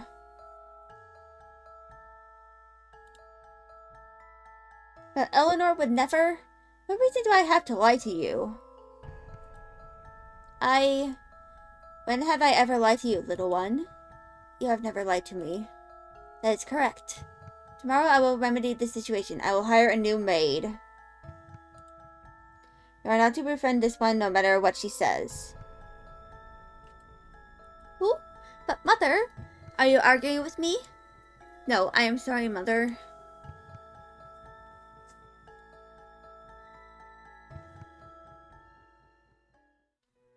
It has been days since Parfait and Delora revealed my mother's true identity and the inevitable responsibility I am to have on my shoulders once I turn 18. I've been trying to ask the king about Mother, but he is even busier these days than he was before, and it is impossible to find a single moment in the day to speak with him. The fact that I am a maid makes it even harder to garner his attention. When I am not on break, I continue to do my duties serving Emmelange. Right now I am accompanying her as she practices her walk and posture. Ophelia has been helping her, pointing out any mistakes she finds. I know how hard this is, dear. I had to go through this training as well before I married the king. Emily allows her shoulders to slouch as she lets out an exasperated sigh. I've always hated these lessons. I thought my posture was fine. This is supposed to refine it, and yet all these lessons have been doing is hurting my back. Oh, Emily, you'll get the hang of this. You just need to keep practicing. But Mother, I've had this same lesson before. Why must I do it again? Because you slouch when you walk, and that is unbecoming of a princess. Emily scowls at her mother, and Ophelia's frown falls away as she bursts into laughter. Mother, you're not helping! The atmosphere in the room is far from happy as Emily and her mother continue to conduct their lessons. It's almost the exact opposite of the lessons I had with Mother. Mother always got angry when I made even the smallest mistakes. I know this is hard, but as the crown princess, all eyes will be on you during the ball. The people there will judge any small mistake you make, which is why you need to be in top form on that night. I know. Ophelia claps her hands. Alright, now to start again. Emily groans before heading to the far wall and straightening her back. She takes a deep breath, puts a book on her head, and begins to walk again. The book falls from her head on the third step. She sighs, moves back, and starts the process again. Neither of us break Emily's concentration by speaking. We stand idly by and watch as she tries time and time again. I'm surprised when Ophelia leans towards me and begins to whisper. I've been meaning to say this before, but I'm grateful that you are friends with my daughter. Who? I look at Ophelia's smiling face with surprise. I never agreed to be her friend. You are not against the princess making friends with her servant? Why would I be? I actually wish more of the staff here wouldn't be so uptight, since I would love for Emily to be on good terms with the people who serve her. Besides, social status is never an obstacle to friendship. Ophelia shifts her gaze back to Emily, who is now picking up the book that has once again fallen from her head. No matter your occupation or status, a friend is always a friend. You've given Emily the courage she needs to face the many challenges that she has ahead of her. In a way, you're like family since you're always around us. Like family. Come what may, both family and friends are there for you and will accept you for who you are. Even before I was cursed, Emily was always trying to be my friend. That means she knew all along who my mother was and still wanted to be my friend. The thought made me remember what Parfait told me about Mother threatening to kill Ophelia if the king did not marry her. I turned to Ophelia, curious.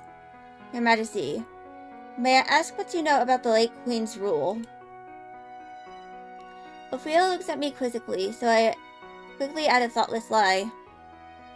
I was not in Angel and have only heard stories. I just thought it was so hard to believe with how peaceful things are in the palace right now. The kingdom was a dark place back then. People lived in fear under her rule. The king had no real power over Angiel. The witches had free reign over the kingdom. They cast the fairy tale curse incessantly and on a whim. We barely left our houses in fear of becoming cursed. Mother's reign was that terrible? The king still blames himself for the darkness that befell Angiel during that time. This is why he works day in and out to stabilize the country and has to put smiles on everyone's faces.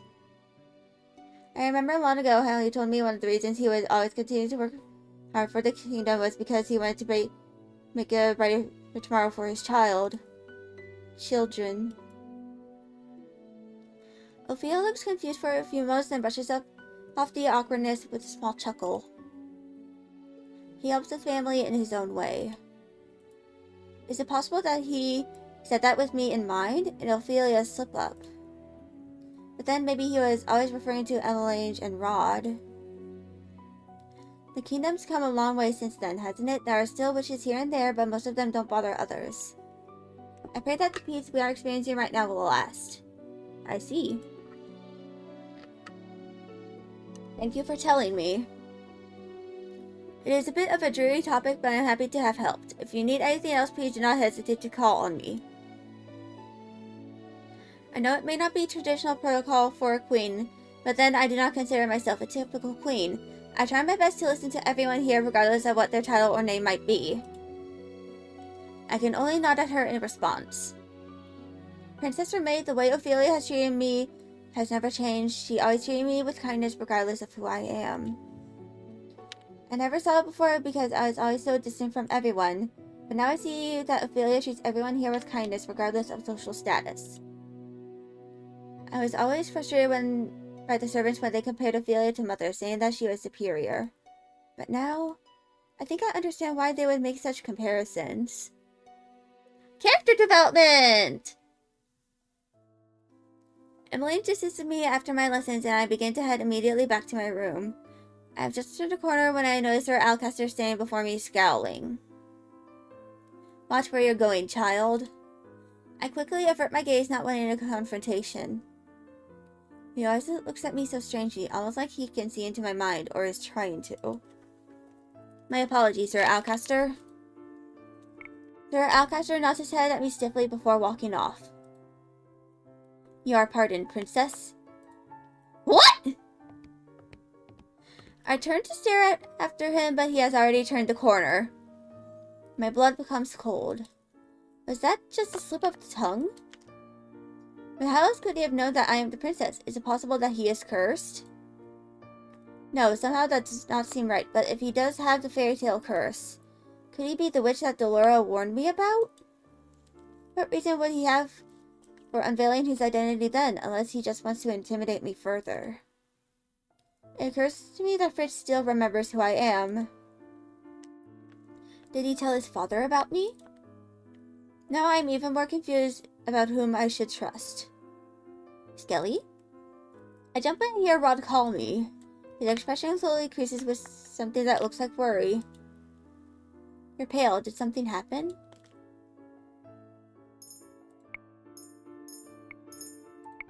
We're gonna tell him. Sir Alcaster knows that I am the princess. Do you think he is the witch Delora was talking about? I whisper the words to him, and he responds by raising his eyebrows, looking surprised.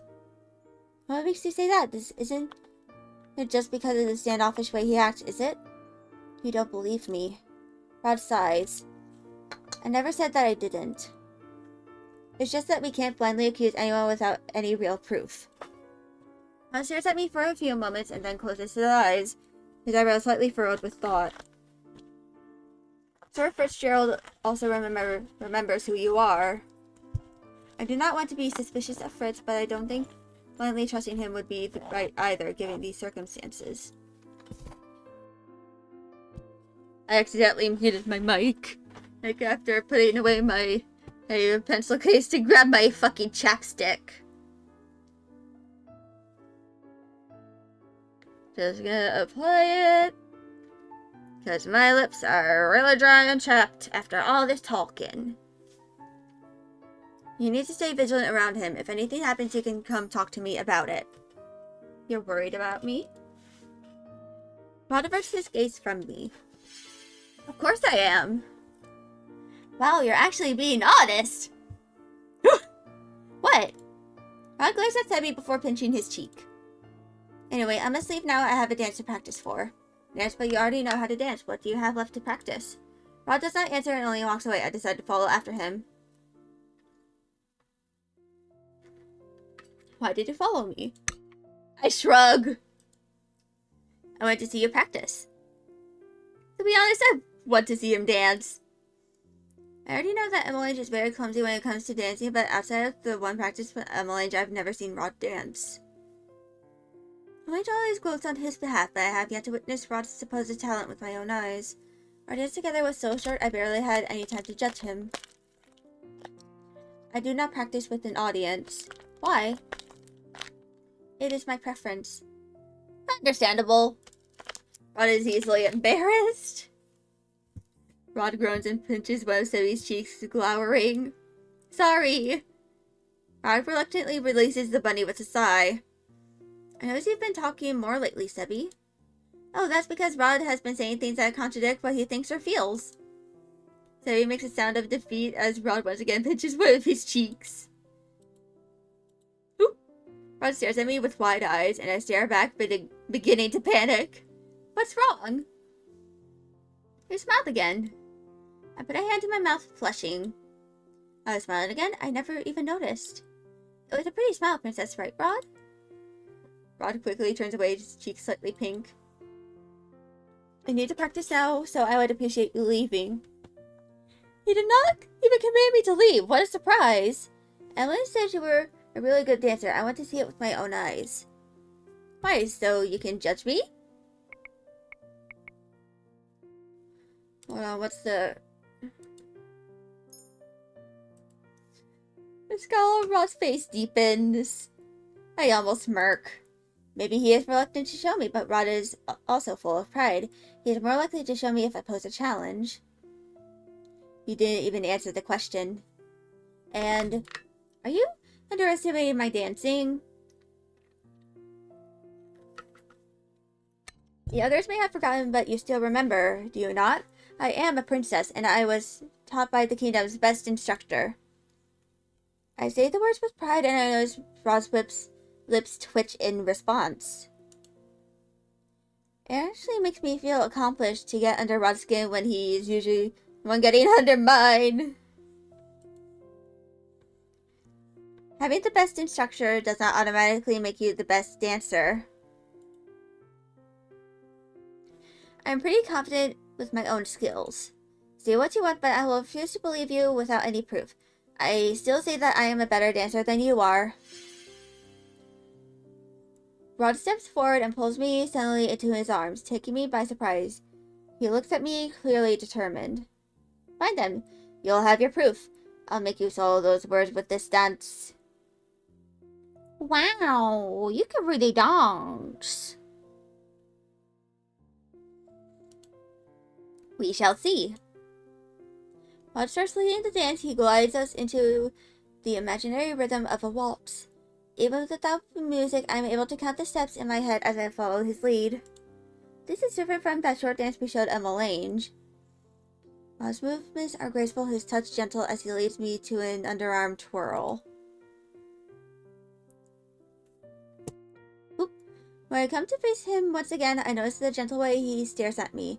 The usual hardness of his expression is gone, melted into something relaxed. I find myself staring back at him, looking into his eyes. Perhaps Rod does have some gentleness to him. Our gaze does not break as he twirls me. You have beautiful eyes. Ooh. Rod's eyes widen as soon as mine do. He abruptly lets go of my hands and steps back. I can only stare at him, my face warm.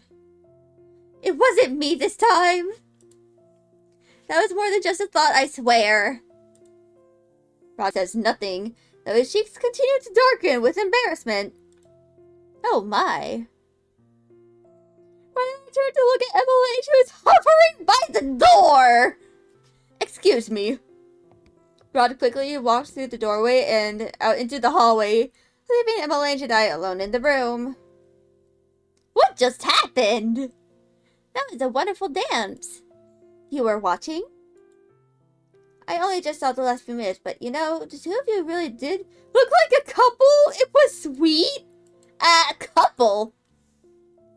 Oh, you're blushing. I put a hand to my cheek and turn away with a scowl. I'm not. Besides, whatever just happened was embarrassing.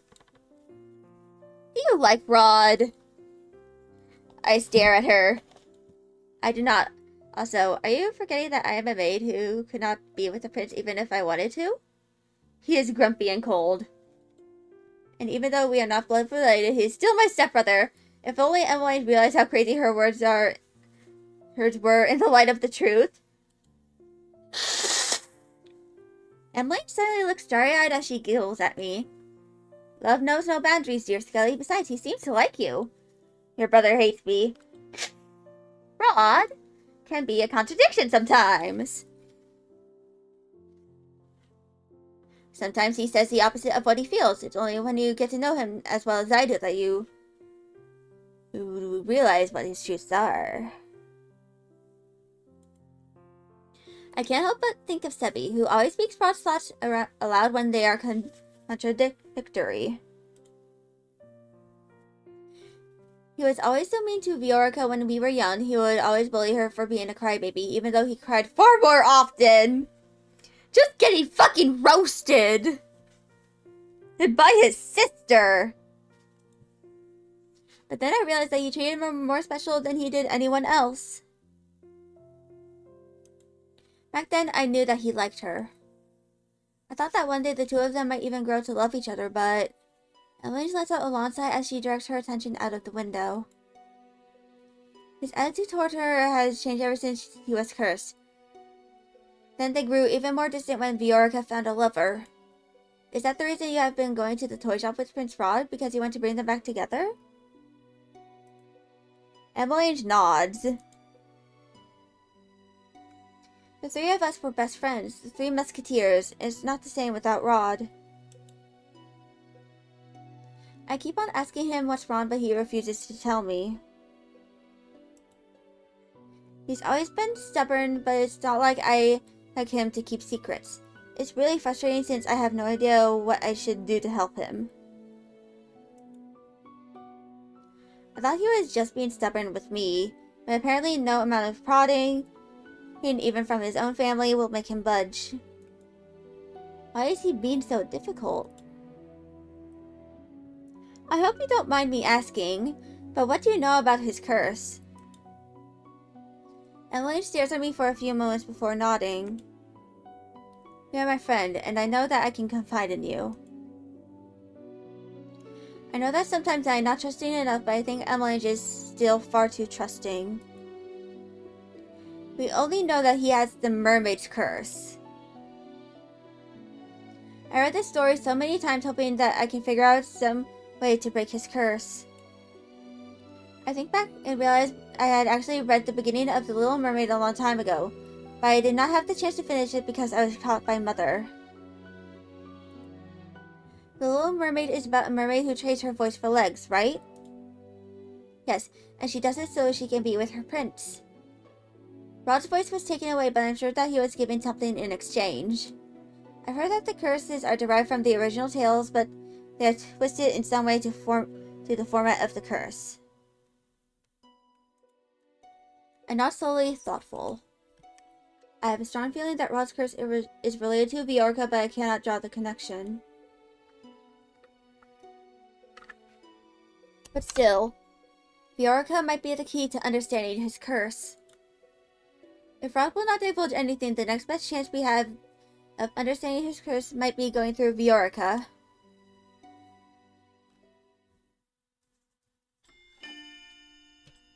Chapter 7!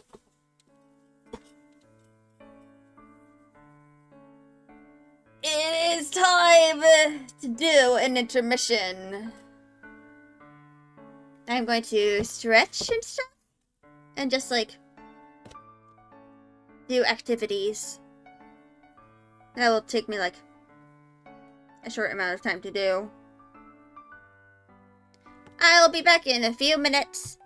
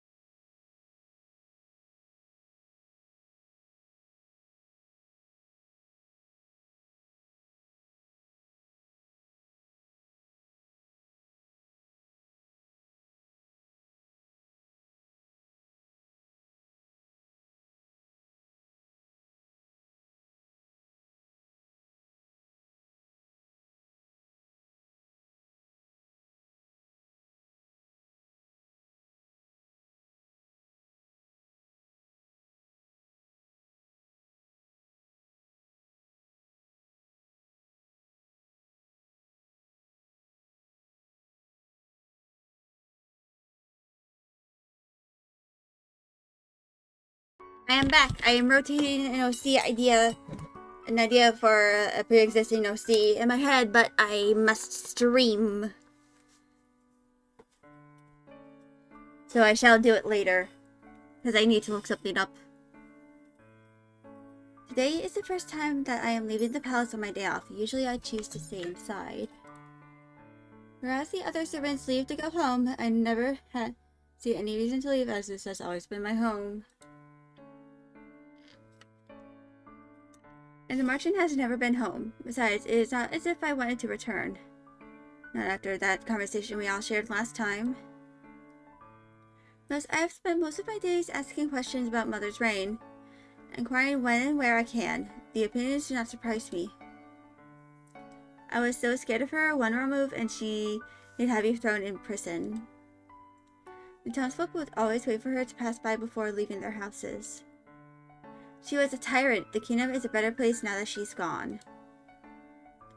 There is no reason for them to lie to me. The more I hear, the more my old life makes sense to me. I now know why the king never seemed to love Mother and why the people hated her.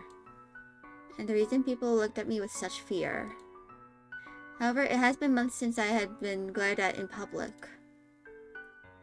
If there is one good thing that this curse did for me, is that it allows me to travel around town without being noticed. As Viorka's shop comes into view, my thought shifts to the reason I have left the palace in the first place. If Rod won't tell me anything, I have to ask Viorka.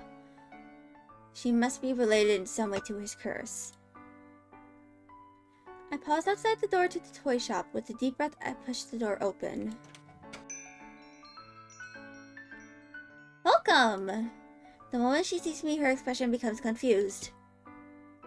Oh, you're the princess's maid. Skelly, wasn't it? I nod at her.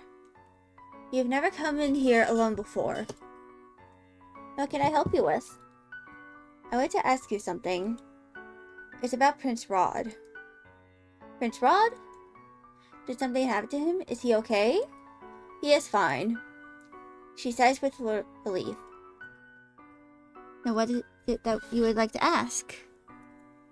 I just wanted to know if you knew anything about Prince Rod's sudden muteness.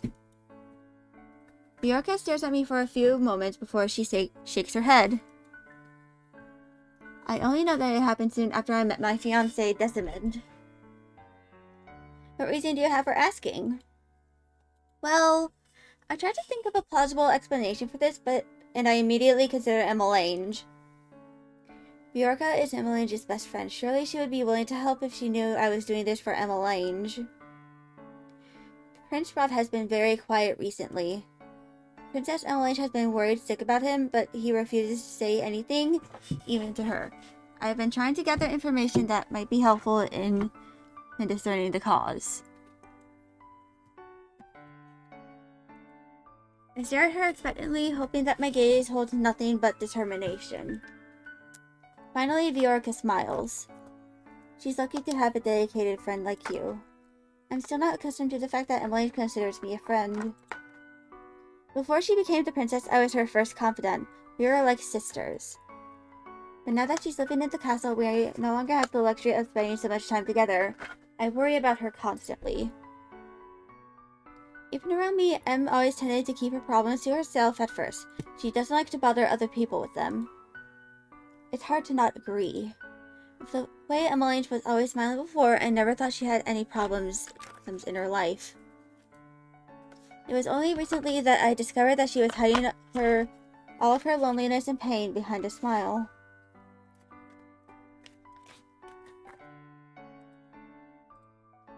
It's a relief that she befriended someone who cares so much about her. I don't know if I can be much help, but I'll tell you what I know if it'll help Emmelange. To start with, I'm not exactly sure how everything has changed, but it all happened so suddenly. All I know is after that I met Desmond, our relationship changed. At first he still smiled, but recently he's been avoiding me. What happened between the two of you the night you met your fiancé? Nothing. Rod and I did not meet on that day. Prince Rod wasn't there? No, but soon after what happened that night, Rod grew distant. What happened? It was a stormy night and I was heading back home. I took the route by the riverbank because it was just the shortest route. It was foolish of me. The road was slippery and full of mud. I lost my footing and I fell into the water. The waves were strong and I was certain I was going to drown. I don't remember what happened in the darkness of the water, only that when I woke up my head was in Decimon's lap. That was the first time we met, but not the last. He carried me home and he came by every day as I was recovering. And then he came to visit even after I had recovered. I tried not to get my hopes up too much because what could this nobleman see in me, a mere commoner? A noble? But I still ended up falling in love with him. You have no idea how happy I was when he said he loved me too. It was a dream come true. Of course, every girl dreams of marrying a prince. It was in all of the fairy tales that I read as a child. None of that was at all related to Rod. How does this relate to his curse? He said her relationship with Prince Rod changed after that night. What happened? Viorka sighs. I told Em and Rod about Decimond soon after the incident, and was happy that the two of us had fallen in love, but Rod didn't say much of anything. That's when I noticed he started growing distant, and when I realized that he had also lost his voice. He still won't tell me anything, but I figured that he was. Voice fades, but I know she is referring to the curse. So Rod lost his voice shortly after Viorka met Decimond. The mermaid's curse must have something to do with the tale. The little mermaid traded her voice for legs so that she could be with her prince, but that night the only person who found her prince charming was Viorka. Rod's curse must have something to do with Decimond and Viorka. He became distant with her after finding out about Decimond. Why?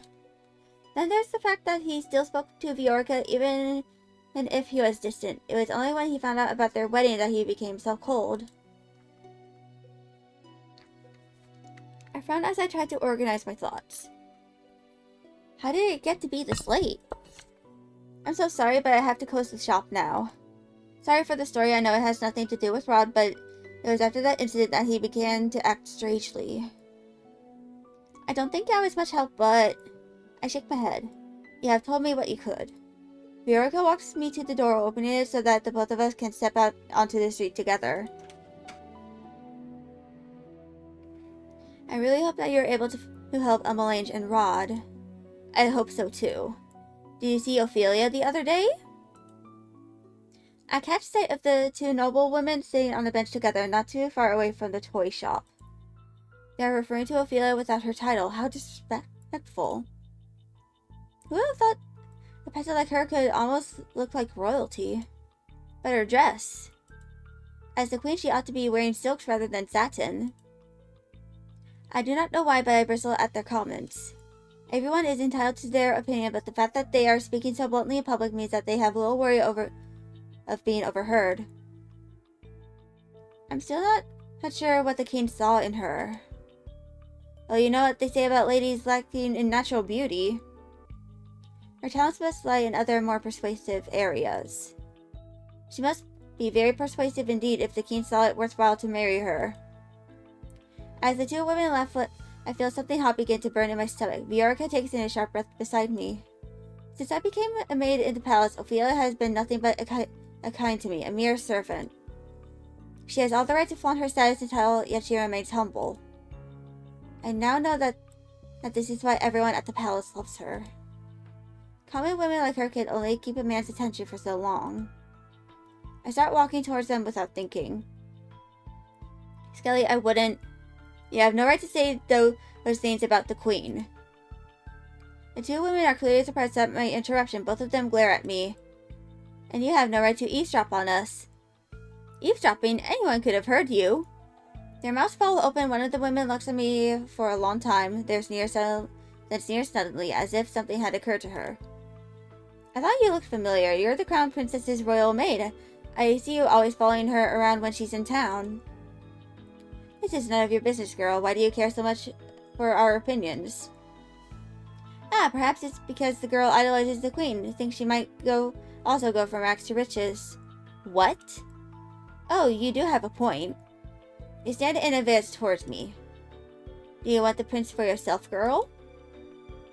If a commoner can become the queen, it's not too difficult to imagine yourself as a princess, is it? How foolish, you're better off dreaming smaller dreams, girl. The laugh and the irritation in my chest blazes into full-on anger. Is this what Ophelia has been dealing with for the past year? She is being treated so cruelly when she has done nothing but love the king. And I also ridiculed her just like this.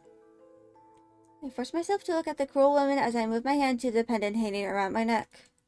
I was just as cruel as them. I barely feel Viorca's hand as she rested against my shoulder. Let it go. Her Majesty will want you to do this. I cannot just let these two women talk about Ophelia like this. I pull away from Viorca and stand firm. The queen has a good heart. She is far more noble than either of you could ever hope to be. I think back on the time I was cruel to her. Ophelia could have easily reprimanded me for my behavior. She had that right as my stepmother, yet she has been nothing but kind to me. Ophelia never got angry at me, even despite my treatment toward her and her family. She has always treated others with kindness, even when they are cruel to her. Judging from the bitterness in your accusations, it seems like you are jealous of her. How pathetic.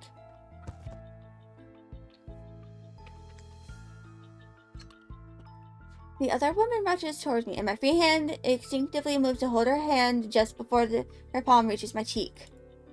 Whew. I will not tolerate any insults towards the queen. A soft light emanates from the pendant, and I can only stare at it in shock. I got another good deed? By defending Ophelia? The woman snatches her hand away. How dare a peasant like you talk that way to us? Have you no manners? I could ask you the same. What happened to yours? How dare you? Don't you know who we are, girl? I will see you pay for your impertinence. Our words have far more weight than yours ever will. I will go to the king myself to tell him about how rude you were. I can pass on that message myself. I turn and see Rod walking towards us, his expression cold. The two noble women hastily curtsy. Your Highness! The noble woman turned pale as Rod's eyes fall on them. Actually, we have an important dinner engagement. Yes, we do. The two noble women curtsy before quickly departing. What are you doing here without your guards, you? What trouble have you gotten yourself into now?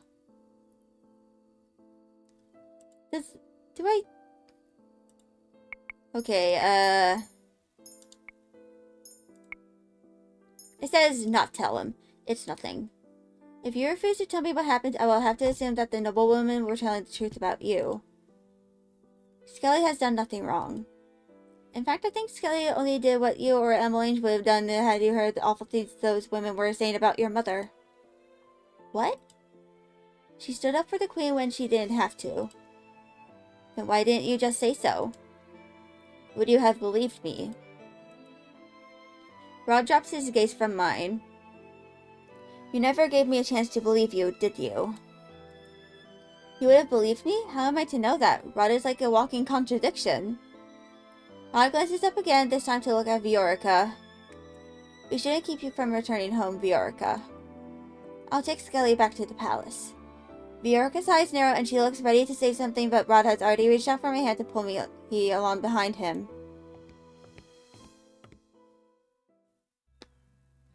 When we are out of sight of Viorica's shop, Rod stops, releasing my hand as he turns to face me. Did you really think I would refuse to believe you if you told me the truth? You never liked me. You had no reason to believe me. Rod sighs, running a hand through his hair.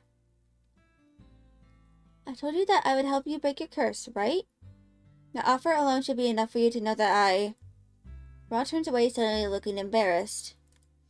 That I don't dislike you anymore.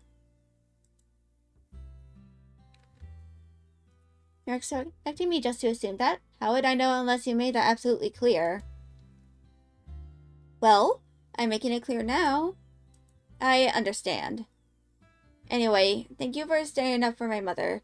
It seems that you don't require my assistance in breaking your curse after all. He gestures to my necklace. Congratulations on your second good deed. Suddenly tongue-tied, I find myself looking in everywhere but at Rod. When I have once again gathered my senses, I turn to the road.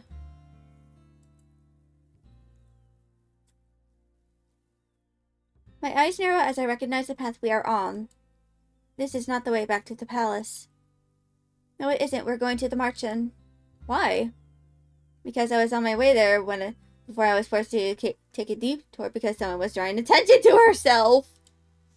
What?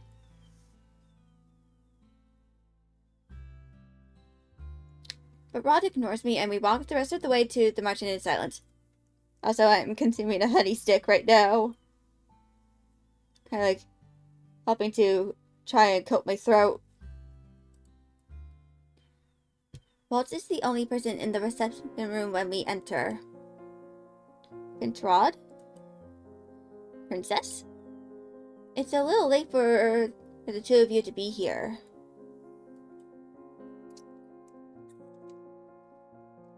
I had meant to be here earlier.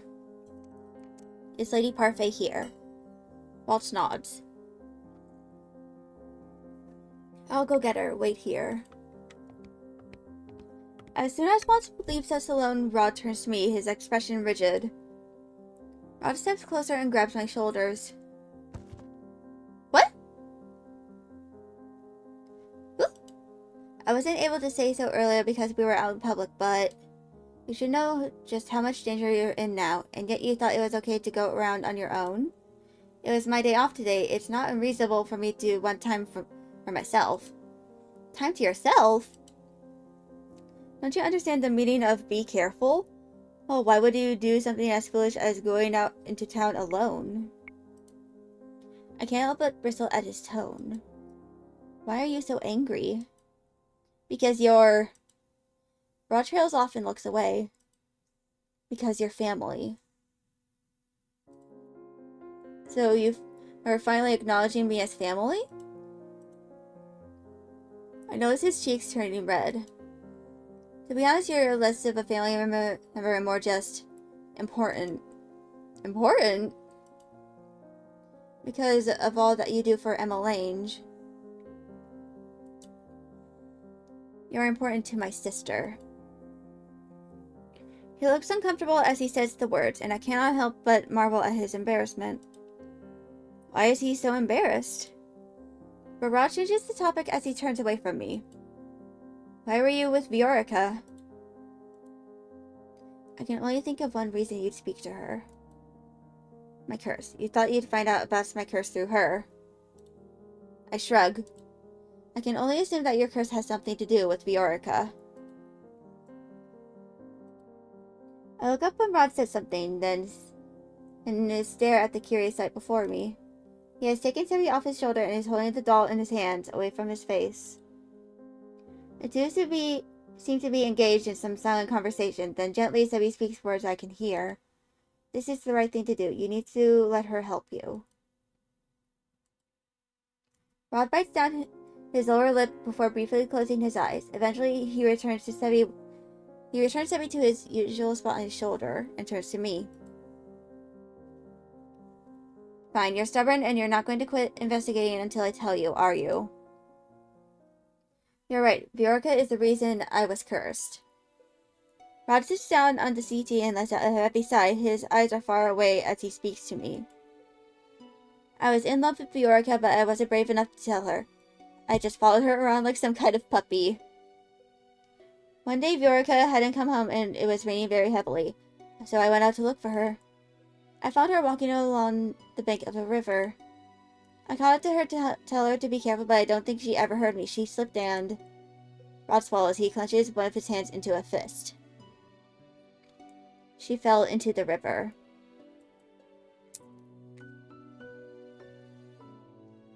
I dived in after her. I somehow managed to get the both of us onto the riverbank, but it didn't look like Viorica was breathing. I didn't know what to do. I started panicking. I ran off to try to find help, but I couldn't find anyone in the storm. When I returned, she was gone. I rushed to her house, and the doctor was already there tending to her along with Desmond. Rod's gaze is vacant as he nods. When Viorica began to fall in love with Desmond, I felt hopeless. Did you not tell her that you were the one that saved her? Why would I? Viorica was happy believing that she and Desmond were fated to be together, so I couldn't do that to her.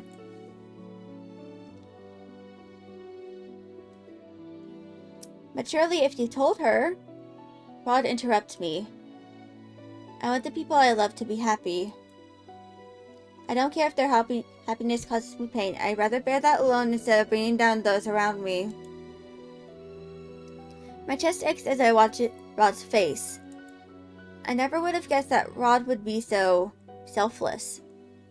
But that didn't stop me from thinking that I could still make her love me instead. I decided to become what I thought Viorica wanted most, the Prince Charming of the fairy tales she so adored. And so I asked the witch to turn me into one. She stole my voice in exchange! Only then did I realize that she had inflicted the fairy tale curse upon me, the mermaid's curse. The next day the king turned up at our house, proclaiming that he'd been looking for my mother for years and that he'd never stopped loving her. When the king married my mother, I became a prince. It was just as the witch promised. But it didn't matter. I didn't see it when I made the deal with the witch, but I couldn't be blind to it forever. Jessamine and Viorica really do love each other. They make each other happy. Nothing I can do will ever change that. Rod, Prince Rod? Oh! Parfait paused in her tracks when she sees me. Have I interrupted something? No. Rod moves over to Parfait, but he stops to glance back at me. I won't be long. Parfait looks at Rod and then at me, her face puzzled, but she does not say a word as Rod and her leave the room.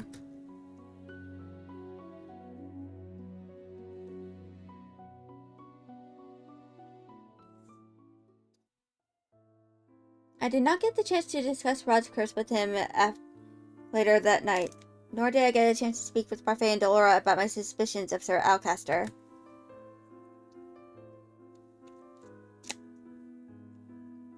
Days go by, but I still find myself overwhelmed by making preparations for the ball. Things become more frantic every day, making it difficult for me to have any time to speak with anyone. Eventually, I decide to write a letter containing my suspicion of Sir Alcaster. I tell Parfait and Delora that I believe he might be the witch they are looking for.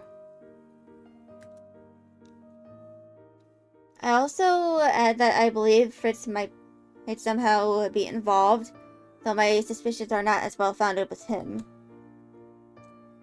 To make matters worse, he went and disappeared. I have not heard anyone mention his name here for a very long time.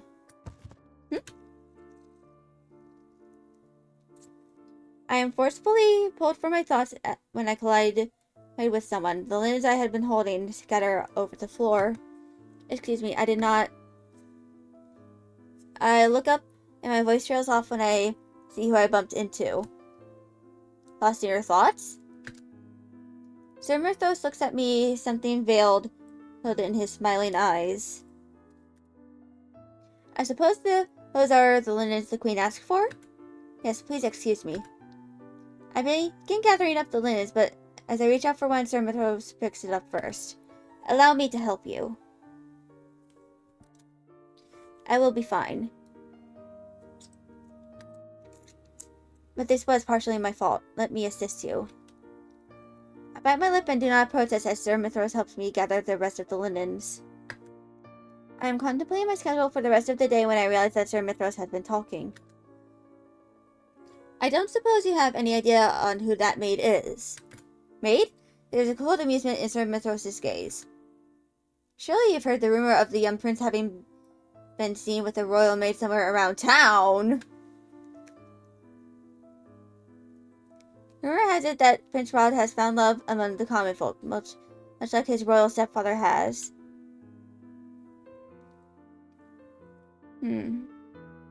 Rod with the maid? As far as I am aware, the only maid he's been out in town with has been...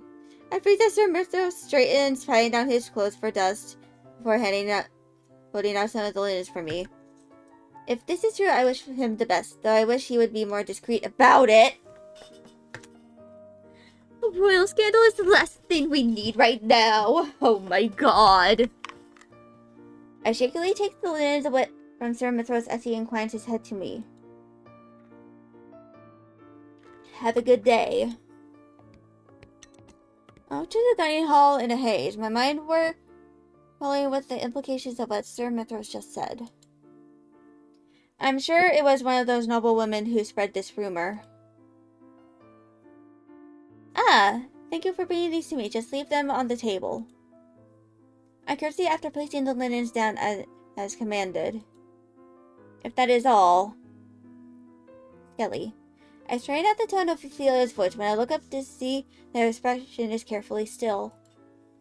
I am about to ask something that you might not want to answer, but I very much hope you will. I will answer if I can. Good. Ophelia sighs as she sits down on one of the dining hall chairs and folds her hands on her lap. I've been trying to ignore it since palace gossip is mostly false, but I can't help my curiosity. I want to ask about your relationship with my son. What? I understand you and Rod were out together in town a few days ago. You want to tell me what happened?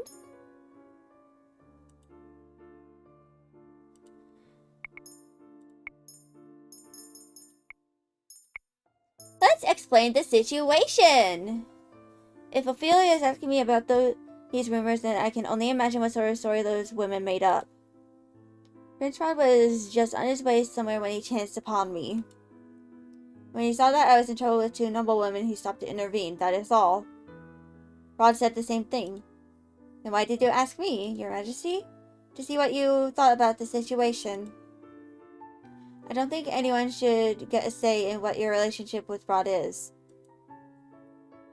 My relationship with Rod? I like you, Skelly, and I am certain that you're good for Rod. If I had my way, I would let him court you.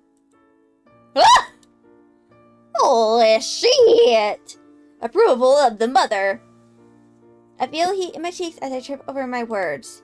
The prince and I are not in a relationship. A member of the royal family cannot end up with a servant. Where there's love, there's hope. Social status shouldn't stop you from being happy. Then what about the fact that I'm Rod's stepsister? I bite down on that statement fiercely. I already know what role I am playing here and I cannot break it. Ophelia looks at me with a complicated expression before she sighs. I will not push you on this any further. But be careful. Your closeness with my son and daughter has not gone unnoticed. I do not believe in limiting a relationship because of one's status, but I understand. I curtsy as I move towards the dining hall's entrance. What did Ophelia mean by that closeness is not going unnoticed?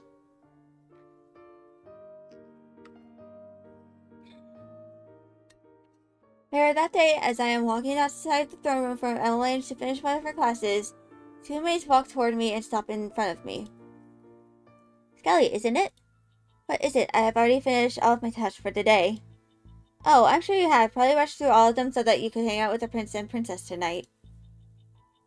The head housekeeper's been giving you a lighter load so that you can afford the time to play around, I blink at them confused.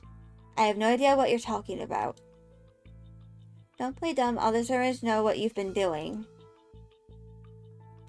Just because you're Princess Emmeline's personal maid doesn't make you better than the rest of us. I'd be careful not to get too big for your boots. Are you threatening me? What if we are? Then I'd be very disappointed in you. Who? Princess Emmeline? Emmeline moves to stand beside me, a disapproving expression on her face. I did not expect such petty cruelty from the two of you. You should be ashamed of yourselves. Your Highness. You really do have a talent for getting yourself into trouble. Rod? Rod pauses briefly, his eyes meeting mine for a second before he looks at the maids. Don't you have better things to do than bully my sister's maid? We apologize, Your Highness. We'll be on our way. The two maids run off. Emmeline turns to look at me.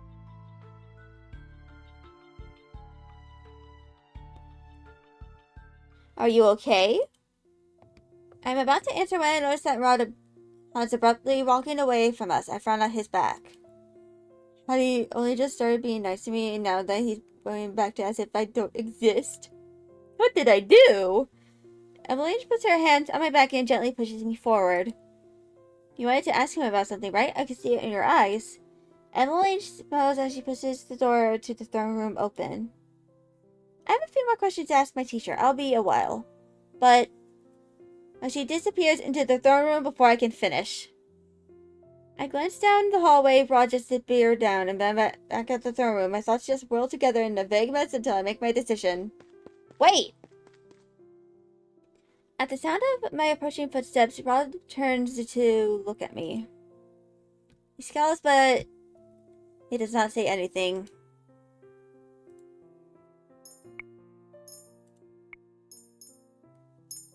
We're gonna tell him off. The words spill out of me before I can even think on them. What have I done and now to make you angry with me? Nothing. He turns away and I glare as I follow closely behind him. You expect me to believe all that? You can at least look at me when I'm talking to you. I reach out a hand to his elbow and I pull him back so that he's facing me. Rod. But the words die in my throat when I see the expression on his face. His face is red and he refuses to look me in the eye. My surprise causes me to release him. Rod quickly turns around and begins to walk away. I'm left to stare dumbly after him. What is wrong with him? Normally he's not so afraid to speak his mind. I frown as I feel a dull ache throbbing somewhere deep in my chest. What is this? Why do I feel sad? Normally Rod's distance does not make me feel like this. And yet now, am I really so sad that he does not want to speak with me? I shake my head and take a deep breath to still my mind. It is better to not think about it.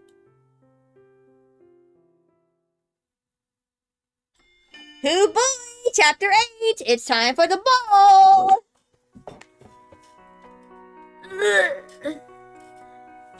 Okay, let's see. 1, 2, 3, 4, 5, 6 choices left. So... okay. So... I don't have many choices left, so we are around the end of the route.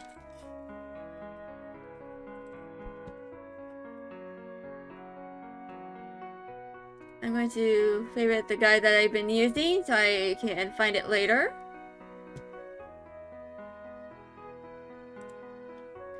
It is the day of the ball and I'm waiting for Emmeline to finish her last dance rehearsal.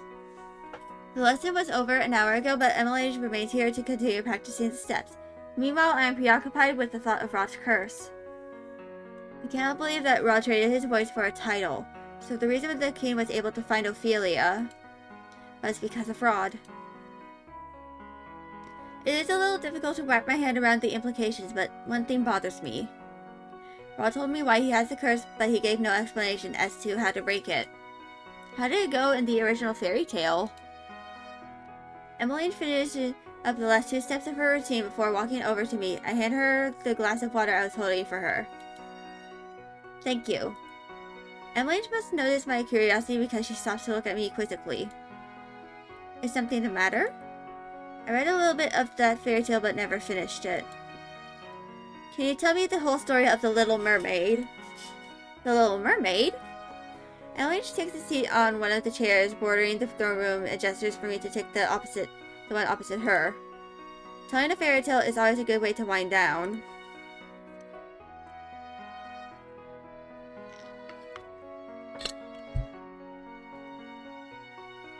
Once upon a time, there was a mermaid that fell in love with a handsome prince. One day when she swam towards the surface of the ocean to find him, she saw that the prince was celebrating his birthday on the grandest ship in the kingdom. The little mermaid was captivated by the human party and stayed to watch. Then suddenly, a violent storm hit and the prince was thrown from the ship into the ocean. The little mermaid saved the prince and took him safely to shore, but she could not stay long. She eventually had to return to the ocean and leave him on land. This is similar to Viorica's rescue. The little mermaid was so in love with the prince that he went to see a witch who offered to trade her a potion that would turn her mermaid's tail into legs. They struck a deal. The mermaid was to sacrifice her beautiful voice for the legs so that she could live with the prince on land. So in Rod's case, he traded away his voice to become a prince. However, the sea witch gave the little mermaid a warning, and she said that if she wasn't able to make the prince fall in love with her, there would be consequences. Consequences? Yes, namely, if the prince fell in love and married someone else, the mermaid's heart would break and she would dissolve into sea foam. Oof. I cannot help but recoil. My expression must betray my horror because Emily quickly shakes her head. There is no need to be worried. Rod has said that his curse is different from the fairy tale. And you still believe him. Emily shrugs helplessly as she puts down her now empty glass of water. The fairy tale curse always twists the original fairy tale, right? Besides, it's not as if Rod traded his voice for legs, and I've never heard of a cursed person that dies because they cannot break their curse. That may be true, but Emily does not know what Rod traded his voice for. He does not know that he did it to become a prince for Viorica. Rod is already hiding things from her. Is it possible that Rod will die the day Viorica marries Desmond? Wait. I just realized this is an inconsistency. They refer to Viorica's fiance as Desmond, but here he is referred to as Desmond. That's weird. Later that day, I find Rod in the dining hall. He appears to be inspecting the seating arrangements for the night's banquet. He glances up briefly to look at me before returning his attention to the placards with the guests' names on them. What is it? I've been looking for you all morning. I'm distracted from what I am about to say when I notice Rod is switching the position of two placards. I frown as I catch the name on one of them. He's moving Viorica's place at the table. Is he trying to make sure she sits as far away from him as possible? Surely you have better things to do than stay in here. What happens if you can't break your curse? Rod's movements stutter before he shakes his head sharply. That is something you did not need to know.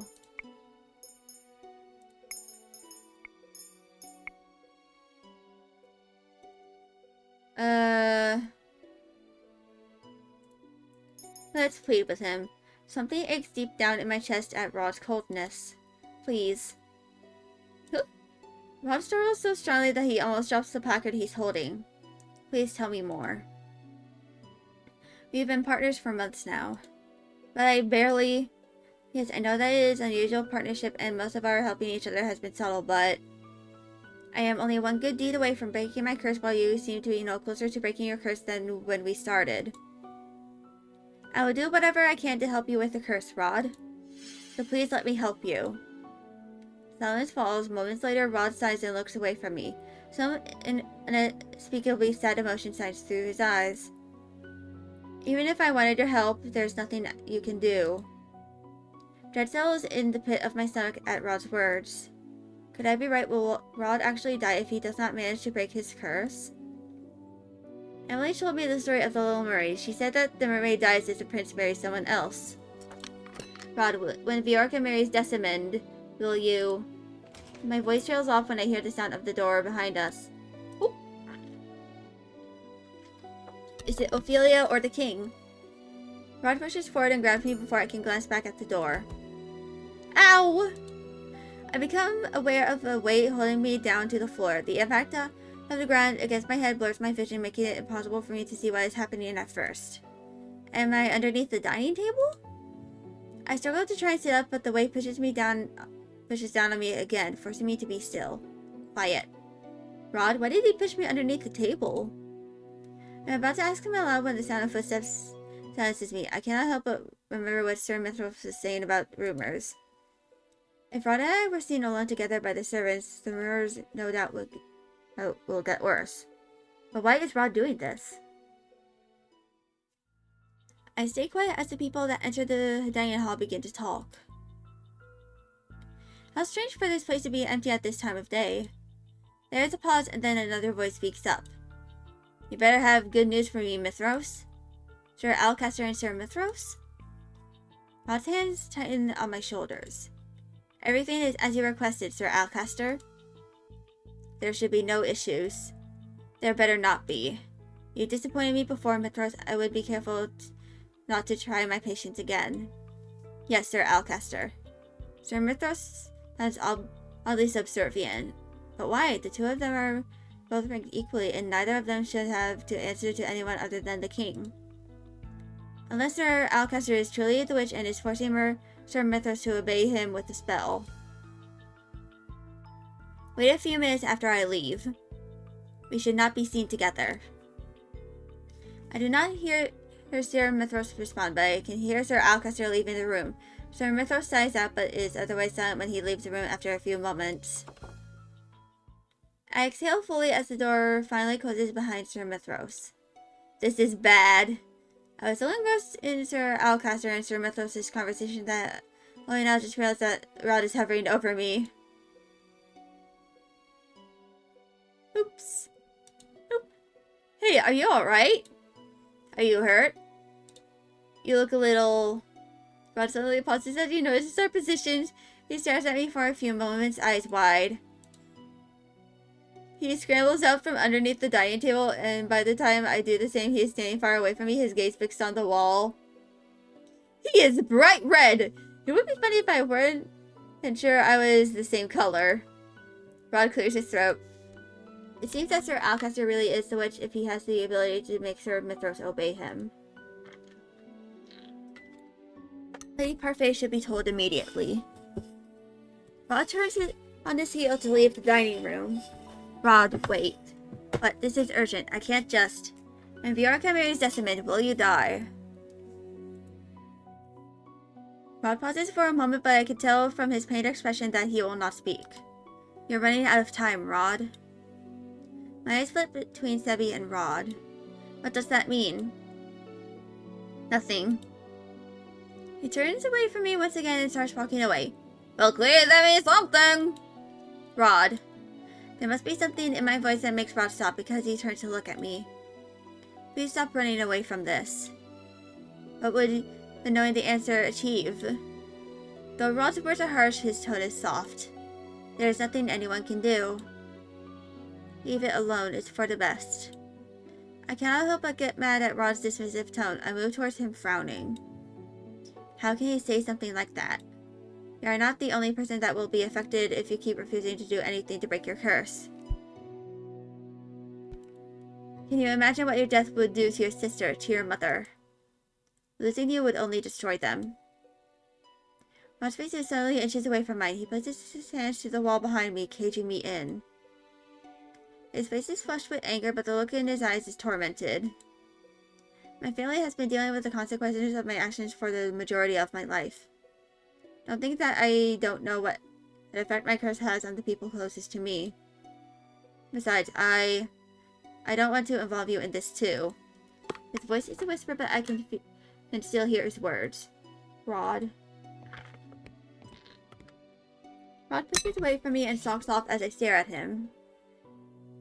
He says that, but then he still does nothing to try and break his curse. I do not understand that at all. What is stopping him? Rod is absent from the palace for the rest of the day and returns only once the sun has set to prepare for the ball. I have not been able to talk to him since, but I assume that he has been to the marching to tell Delora and Parfait about our suspicions of Sir Alcaster being a witch. I hope they come up with an effective plan for dealing with him. The palace is not safe so long as he is here. The ball is just about to start that evening, and I have been asked to make sure none of the guests are lost in wandering the hallways. I've been walking around for a while, directing any late guests in the right direction. That should be everyone? But as soon as I turn the corner, I notice two people lingering by a column. Excuse me, the throne room is... I pause when I look more closely at the two men in front of me. I recognize one of them instantly. What is Sir Alcaster doing outside of the throne room? And who is that man he's with? Who is this guy? Actually, I think that might be Fritz. He kind of looks like Fritz. Ah, Skelly. Sir Alcaster gestures me towards him, and I approach warily. This is Varg. He is one of the guests for the ball. Varg sweeps aside his cape as he bows, and I curtsy and dip my head to hide my expression. I have not heard of a Varg, and why would he bow him to a mere maid? Also, why is he wearing such an elaborate costume and mask?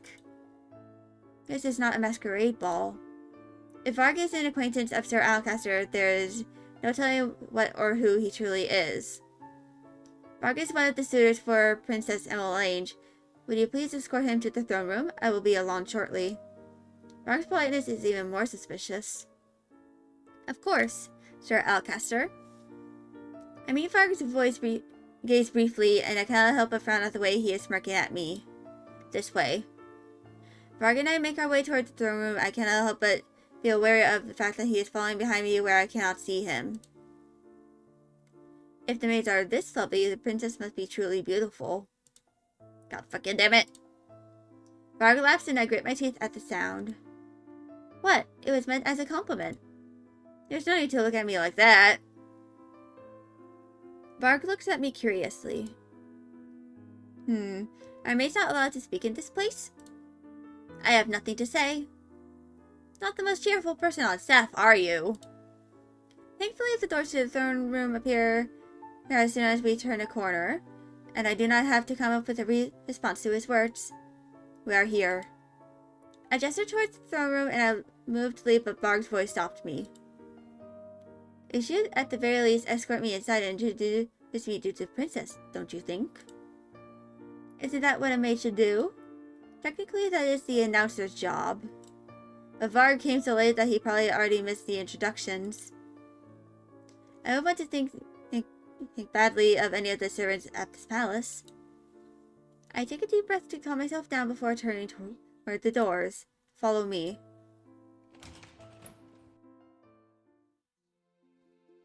I can tell the moment I step into the room that the official introductions have already passed. Most of the guests have already begun to mingle and scatter across the throne room as the band sets up. No one notices when I walk into the throne room in front of Varg. I do not trust Varg, not if he is associated with Sir Alcaster. I might have the time to warn someone about him while he's distracted, but who? Let's warn Emmelange.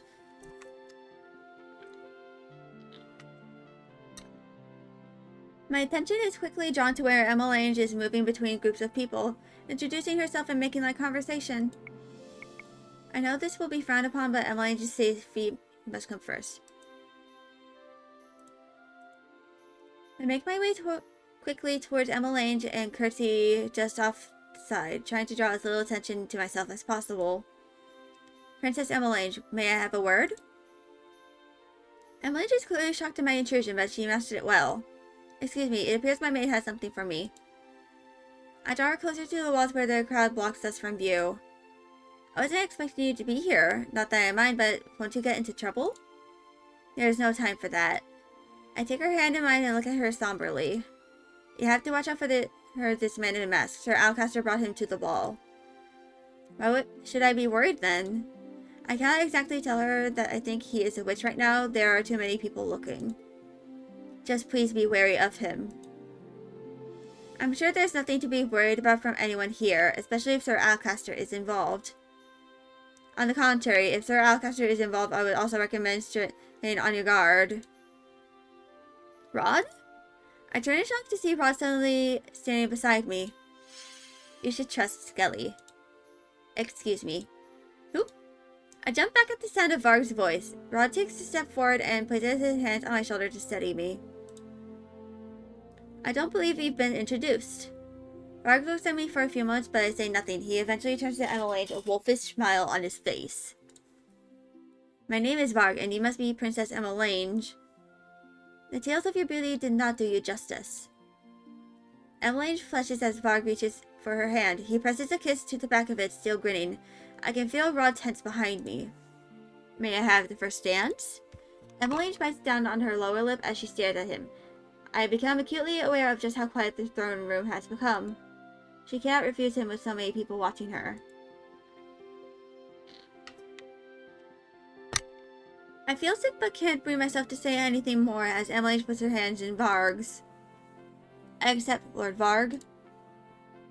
The moment Emmeline makes her way to the center of the dance floor, a man signals to the band and the musicians start playing. This feels wrong. I can only nod as I watch Varg pull Emmeline closer. At first, it is just him and Emmeline dancing, but then other couples gradually trickle in to join them. I do not like this at all. Rod and I watch in silence as the first dance continues on. I know for a fact that Rod must see the dreamy smile on Emmeline's face as certainly as I can. When the music stops, both of us move as one towards Emmeline. Even though the dance is over and Varg has released her, they still stand close together in the center of the room. The silence is interrupted when the double doors open and Sir Alcaster, along with two knights, stalk into the center of the room where Emmeline and Varg stand. Their arrival causes an uneasy stir in the crowd. The king rises from his throne, eyebrows drawn. Alcaster, is there some kind of disturbance? Alcaster says nothing as the knights stationed around the room approach Emmeline and Varg and stand around them, encircling them. Emmeline's expression shifts from confusion to fear. The crowd becomes even more anxious. Alcaster, explain this. Alcaster briefly glances at him but says nothing. He turns back to his knights and snaps his fingers. The knights pull out their swords and point them at Emmeline. I shout to grab Rod's hand before he can make his way toward her. Rod, it's too dangerous. I know, but thoughtless actions have the potential to put Emmeline in even more danger. Rod's only response is to tighten his grip on my hand. I place my other hand over his to reassure him, and slowly but surely his grip begins to loosen. I turn my gaze back to the king. Alcaster, stop this immediately. What do you think you are doing? Something I should have done a long time ago. I have been nothing but loyal to this kingdom, and all I have ever wanted was for Angiel to thrive. But ever since the queen died, this kingdom has become weak. It is because you are a weak ruler, Gennaro. What? People were more productive back then, more disciplined during the late queen's reign. The kingdom has become less productive without fear to drive them. And when there is power, there is order. Power is not something that should be needlessly used to control people. It is used to protect them. You, of all people, should know that. Sir Alcaster shakes his head. I, of all people, know that order is what makes a hierarchy stronger. I am only doing what is necessary. I am reorganizing the system.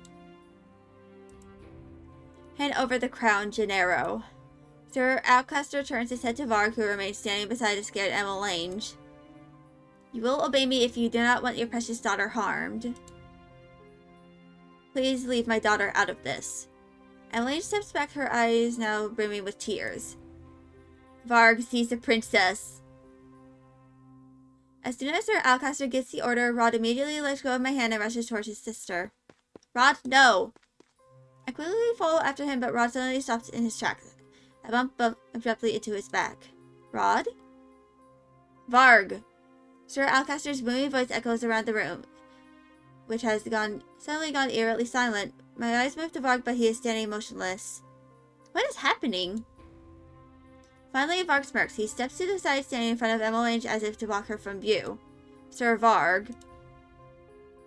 You must be delusional, old man. I am not letting you anywhere near the princess. Huh? The knight's next movements are a blur as they rush at Sir Alcaster. In mere moments, he has been disarmed and pinned to the ground. Several more knights have also appeared from behind to surround Sir Alcaster. A man emerges from in between the circle of knights. He moves to stand beside Varg and Emmeline. Sir Mithras looks at Sir Alcaster disdainfully. What is the meaning of this, Mithras? We had a deal. The anger is now palpable in Sir Alcaster's flushed face. Did we now? Mithras, explain yourself.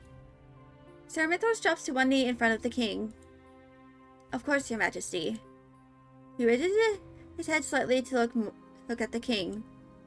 I have known for a long while that the man you see before you is a traitor. I was even aware of his plans, but I could not tell you of them without any evidence. 2 of your knights have tried to inform you of these plans before, but we all looked down on them with disdain. I had to make sure that I did not come unprepared like they did. Jurian and Garland? What? Both of them knew of Sir Alcaster's plans? Was that the reason why they were dishonorably discharged for false accusations? I knew enough of his plan that I could thwart it. That is why I thought the best way to reveal his dastardly ways was to craft a fake alliance with him. Sir Varg and I have been working together to unravel Alcaster's plans, Your Majesty. Varg is an invaluable accomplice. Wait, so Sir Mithras has been pretending to work with Sir Alcaster this whole time? And so we arrive at the events of tonight. I apologize for undertaking this task without seeking your counsel, Your Majesty. But I could think of no better way to end this madness once and for all. You lying snake! Sir Mithras stands and turns to Alcaster. He gestures at him dismissively. Seize him. The knight's next movements are a blur. The men rush Sir Alcaster all at once, and in mere moments Sir Alcaster has been disarmed and now pinned to the ground. Isn't Sir Alcaster a witch? Why is he not using his magic? Mithras, I am indebted to you for saving us. The whole kingdom is. I only did what was necessary, Your Majesty. The king glances at the knights. Then at Sir Alcaster, his gaze steely. Take him away.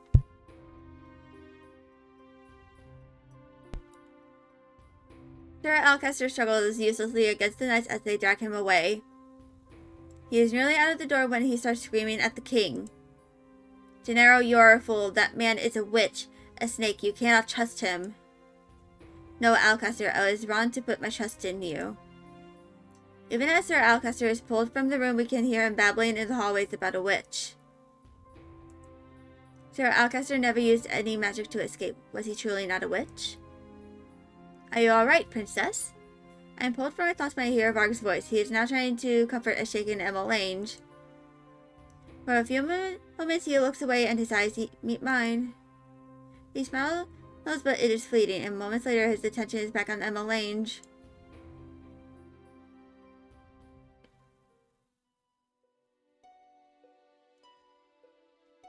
I'm going to go do an intermission now, since,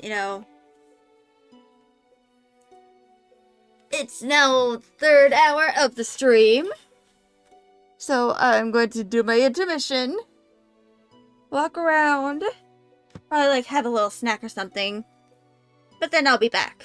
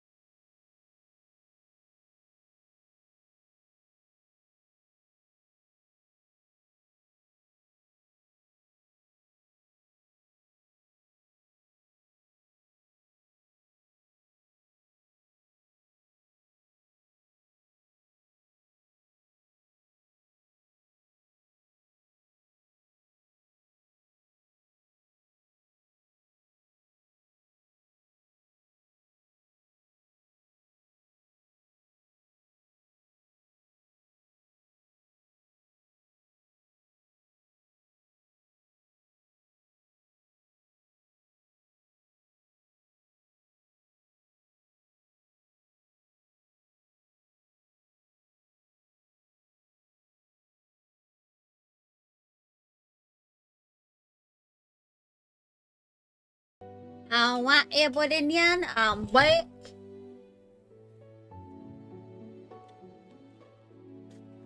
So, let us continue.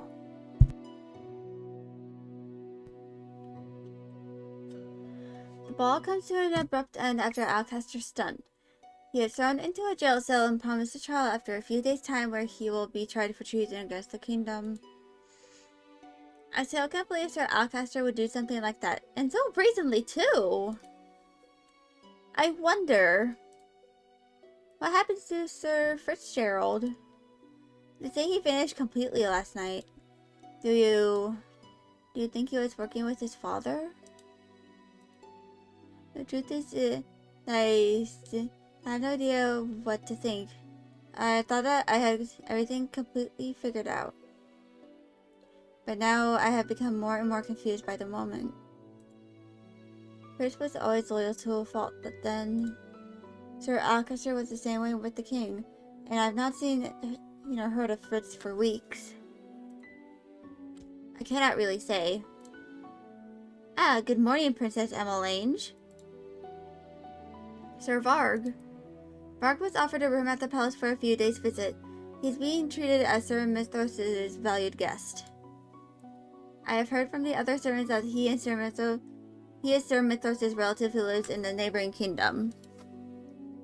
I hope that you're feeling well now, Princess. Yes, thank you for your help last night. Is Emmelange blushing? I know I won't be here for long, but I do hope to get to know you better during the duration of my stay. I would love that. Then I am looking forward to spending more time with you. Oh, I forgot that I am meant to be in my mother's room right now. Skelly, Sir Varg, I'll see both of you later. I curtsy as Emmelange walks off. Leave me alone with Varg.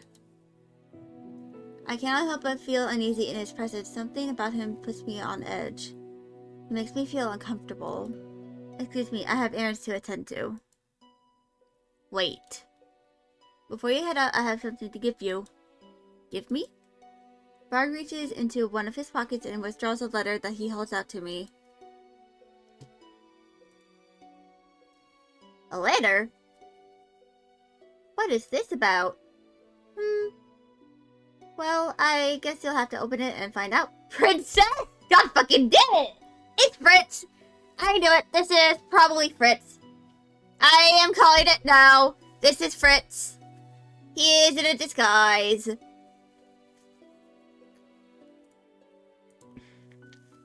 My blood turns to ice in my veins. He knows I am the princess. That could only mean that he is... I have no idea what you are talking about. Excuse me. I'm about to leave when Varg suddenly grabs my wrist. The play is just about to start, Princess. You have a responsibility as the main character to perform impeccably until the very end. Otherwise, well... He grins at me. It is the same wolfish smile that he flashed me during the ball. You might miss out on your fairy tale ending. What? Before I can say anything else, I feel a hand grip my other arm. Someone tucks me back and away from Varg, then comes to stand in front of me. Stay away from her. Rod? Varg looks at Rod and then me, his smile growing more crooked. What an interesting turn of events. I wonder how this will end up for the both of you. Tell me, Scully, what is he to you?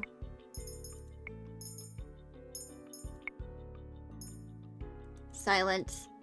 No answer, Be in denial all you want. At the end of the day, you're going to have to decide who and what you will choose. Who or what to choose. Silence, you are harassing one of our staff members. Of course, I apologize for my rude behavior, Your Highness. You seem to know a lot about us. Are you, I lower my voice. Are you a witch? You're asking the wrong person, Princess. Who? He knows who you really are? I think you two are worrying too much about me. After all, I'm just a pawn in this game. Varg dips into an elegant bow and flashes one last smile before walking away. Are you alright? I am. Thank you for helping me. You know I'd do anything for you. What? What? Rod shakes his head before stepping away. Anything for me?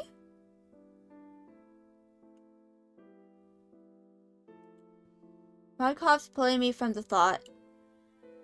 It is possible that he is a witch or that he is working with other witches, but we have no evidence to prove it. Until we figure out what's going on, you need to be wary of him. I know. Rod smiles at me gently. The look makes my heart thud once painfully in my chest. Stop staring at me like that! Rod looks away, his cheeks tinged red. I feel my own cheeks warm at the sight. I wasn't staring at all. Both of you are hopeless! Shut up, Seppi! Rod gives me one last look before finally turning and walking away.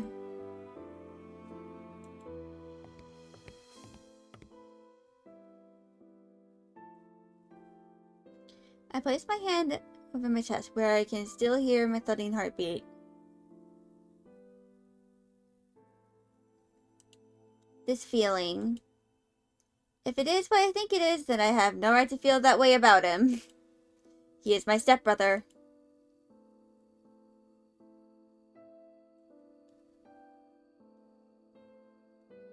Sorry, I am texting my mom about something. Since she is, out right now. She is doing work. I shake my head to clear the thought, then glance down at the letter that Varg just delivered to me. There is only one sentence written on it. Come to the throne room alone tonight.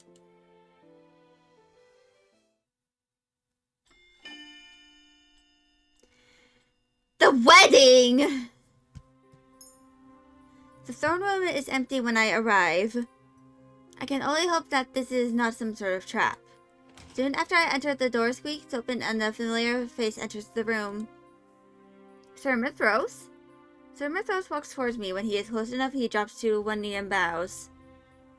I frown as I take a step back from him. My princess, do not be alarmed. I know of your true identity. Huh? Sir Mithros flashes me a wide smile that causes a shudder to run down my spine. You know who I am, then that means you are... I take another step back as the blood drains from my face. Sir Mithros' smile only widens at my reaction. I'll say it for you. Yes, I am a witch. I knew it! I found it pretty suspicious when I first saw him. And now I actually know. He is indeed suspicious. If you are a witch, then Sir Alcaster is a mere human, a fool one. And Varg? Nothing but my personal errand boy!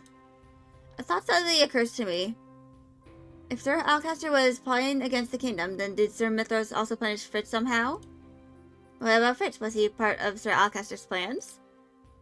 Ah, the knight. To avoid confusing you, let us say that the situation surrounding him is too complicated to adequately explain. I command you to answer my question, Sir Mithros. Was Fritz part of this? If it makes you feel any better, he refused to be a part of this. He refused? Does that mean that he was not part of the plans, or just that he was unwillingly forced to participate in them? I'm certain that Sir Alcaster would not be happy that his own son was disobeying him. He either forced him to help, or assigned him outside of the palace. But if Fritz knew of Sir Alcaster's plans, then why did he not warn anyone about them? Was he working with Sir Mithros as well? More questions swirl in my head, but none of them have answers. When this is over, I will personally ask Fritz about this, once I can locate him.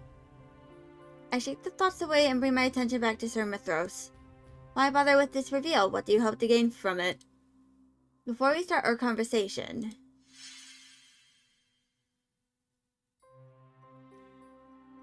Sir Mithros waves his hand, conjuring a faint green glow that envelops the whole room.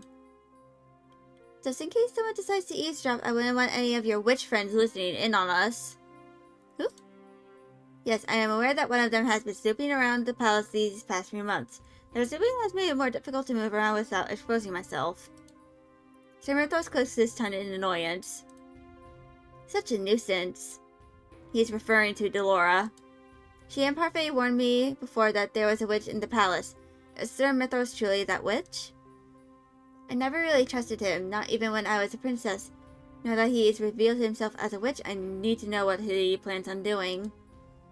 You knew that I was a princess this entire time, yet you never offered me any assistance. If I had, Alcester would have targeted you as well. What? Alcester wanted to dispose of the royal family. Had he known you were the princess, he would have been after you too.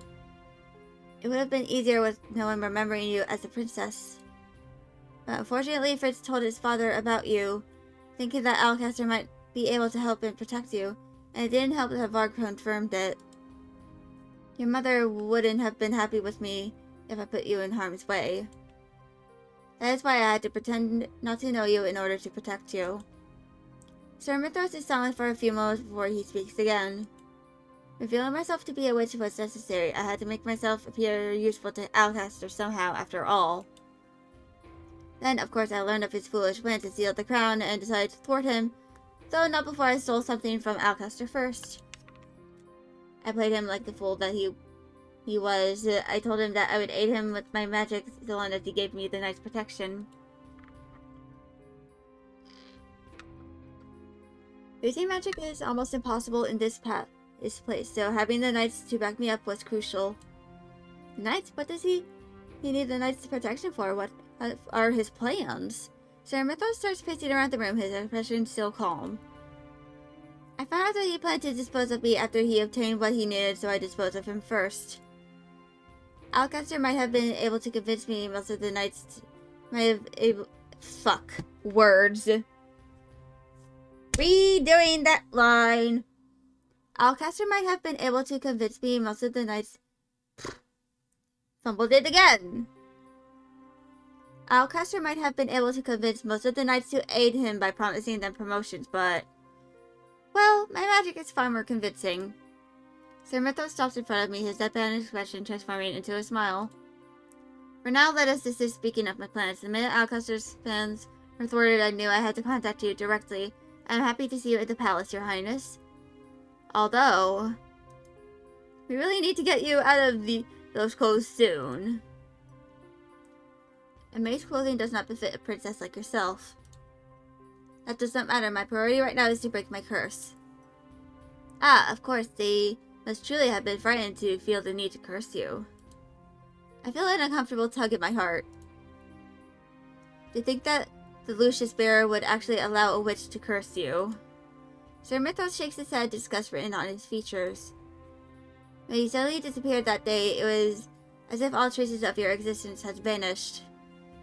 I searched for you endlessly, Princess. When you first appeared here in the palace, I did not recognize you immediately, but I felt a touch of magic in you and investigated. My curiosity is what prompted me to investigate you further. When I tried hard enough, I found out that I could see through the glare that had been cast on you. Who? So Sir Mythos truly was the witch Parfait was referring to when she mentioned someone seeing through the glamour. Imagine my surprise when I found out it was actually you. That fairy bearer has been nothing but a nuisance to us witches. First she betrayed your mother, then she betrayed you before she had even met you. But mother, she was the Cinderella bearer corrupted by darkness. Parfait only did what she had to do. Sir Mythos looks at me clearly surprised. What lies have those people been whispering in your ear? Everything the Queen did, she did for us witches, to protect us from the wicked humans who destroyed our kind. It is clear to me where Sir Mythos' lives lie. Sir Mythos sighs, runs a hand through his hair, and then continues speaking. On your 18th birthday, you will follow her footsteps. You will make this kingdom a place for all witches to prosper. I am nothing like her. I refuse to make people suffer to feel the crystal. I never bore witness to the suffering of the people had to go through during my mother's reign, but the stories are enough to reveal her true nature to me. It was hard to believe at first, but those people don't have any reason to lie to a servant like myself. They have nothing to gain from it. I finally understand why the hatred people had for me ran so deep even when I did nothing to them. It was because I was the witch's daughter. Your mother would be happy to hear you say that. Let me assure you that this is not the destiny you can run from, dear princess. I will not let destiny take control of my life.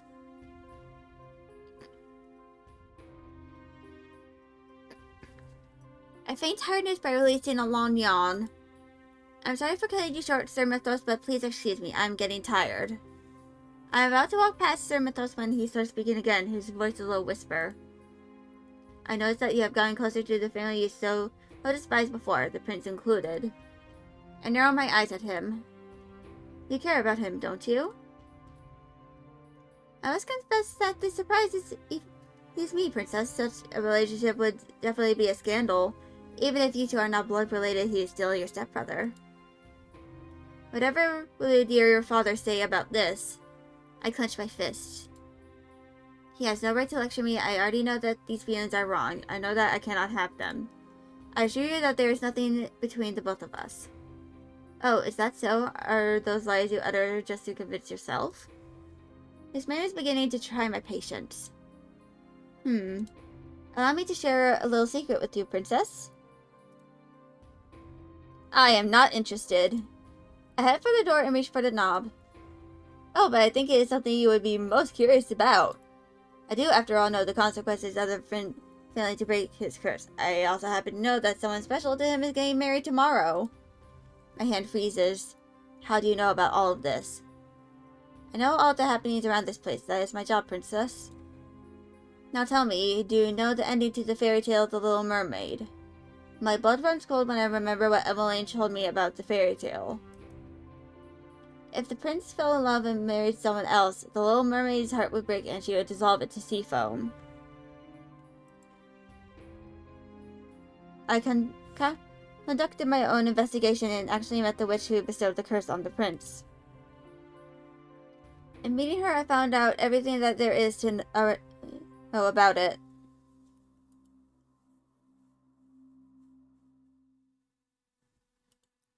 Ah, fuck.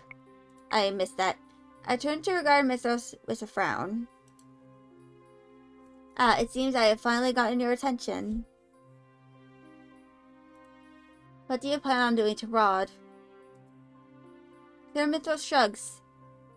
To him? Nothing really. I was merely curious. Curious, eh? I want to know what you saw in him. What do you know about his curse? It stays true to the fairy tale, only in this case the prince gives up his voice for a title. Still, it will end in the same way. The girl will fall in love with someone else despite his sacrifice. You mean, on his wedding day, the prince will die. I thought you might have reached the same conclusion. So he is gonna die! Tragic, don't you think? I had the same thought, but is Rod really gonna die?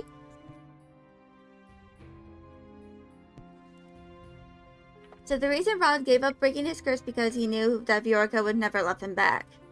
He knew that he was going to die the moment Viorca married. Dread begins to wash over me. Why not ask him yourself?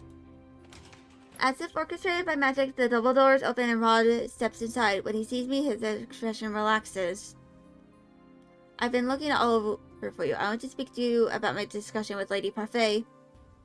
I turn around to face Sir Mythos once again, but to my surprise, he's already gone! He disappeared! When did Sir Mythos leave? Skelly, is something wrong?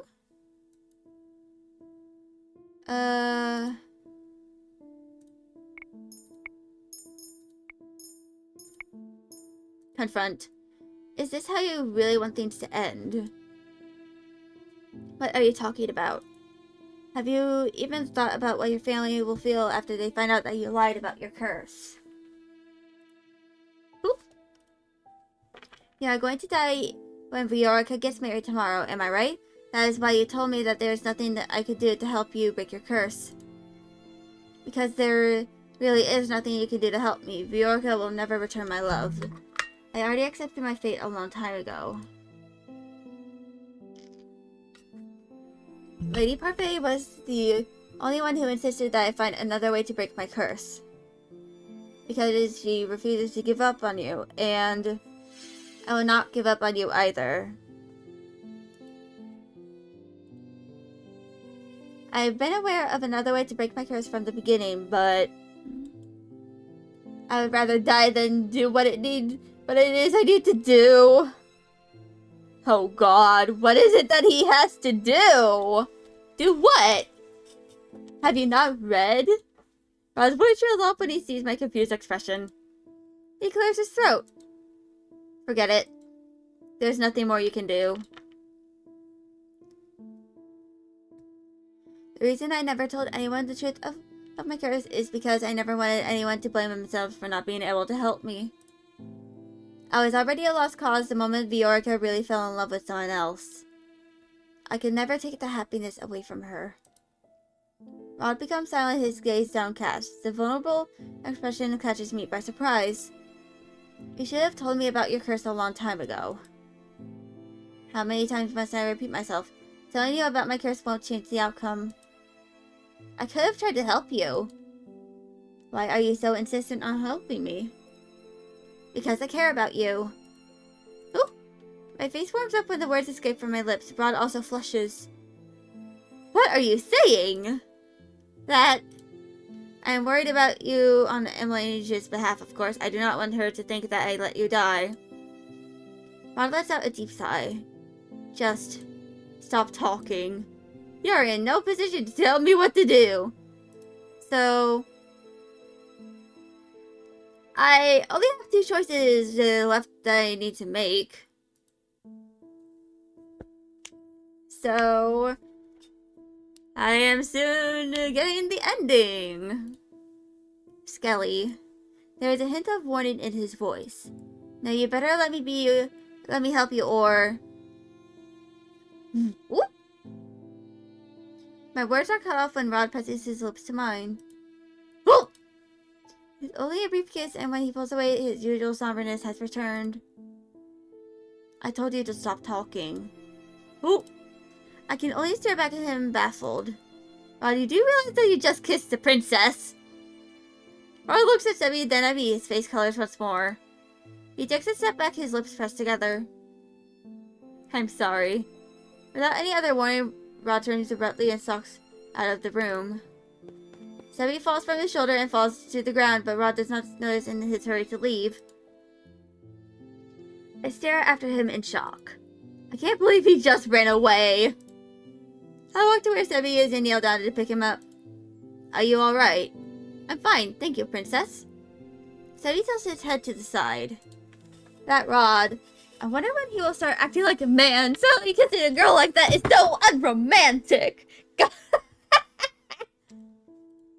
I think about the warmth of Rod's lips pressed against mine and flush again. Rod may not say much, but he has a lot going on in his head that he doesn't ever want anyone to know. I don't want to speak on his behalf, but I know he really does care about you, princess. He's just a little standoffish and has a difficult time showing his emotions. He's sensitive like that. Take it from me, I'm always in his head. I care about him too, but what will become of my feelings once I break my curse? I will return to being his stepsister when this is all over. No, this is not the time to mull over such thoughts. I'm sorry for asking this of you, princess, but can you return me to Rod? That boy is useless without me. The exasperation in Sebby's voice makes me smile. Sebby acts like Rod's older sibling. Of course. When Rod does not open the door, I knock again. Rod's eyes widen as soon as he sees me. His face flushes a dark crimson. I am here to return Sebby. Rod nods before slowly taking Sebby from my hands. Thank you.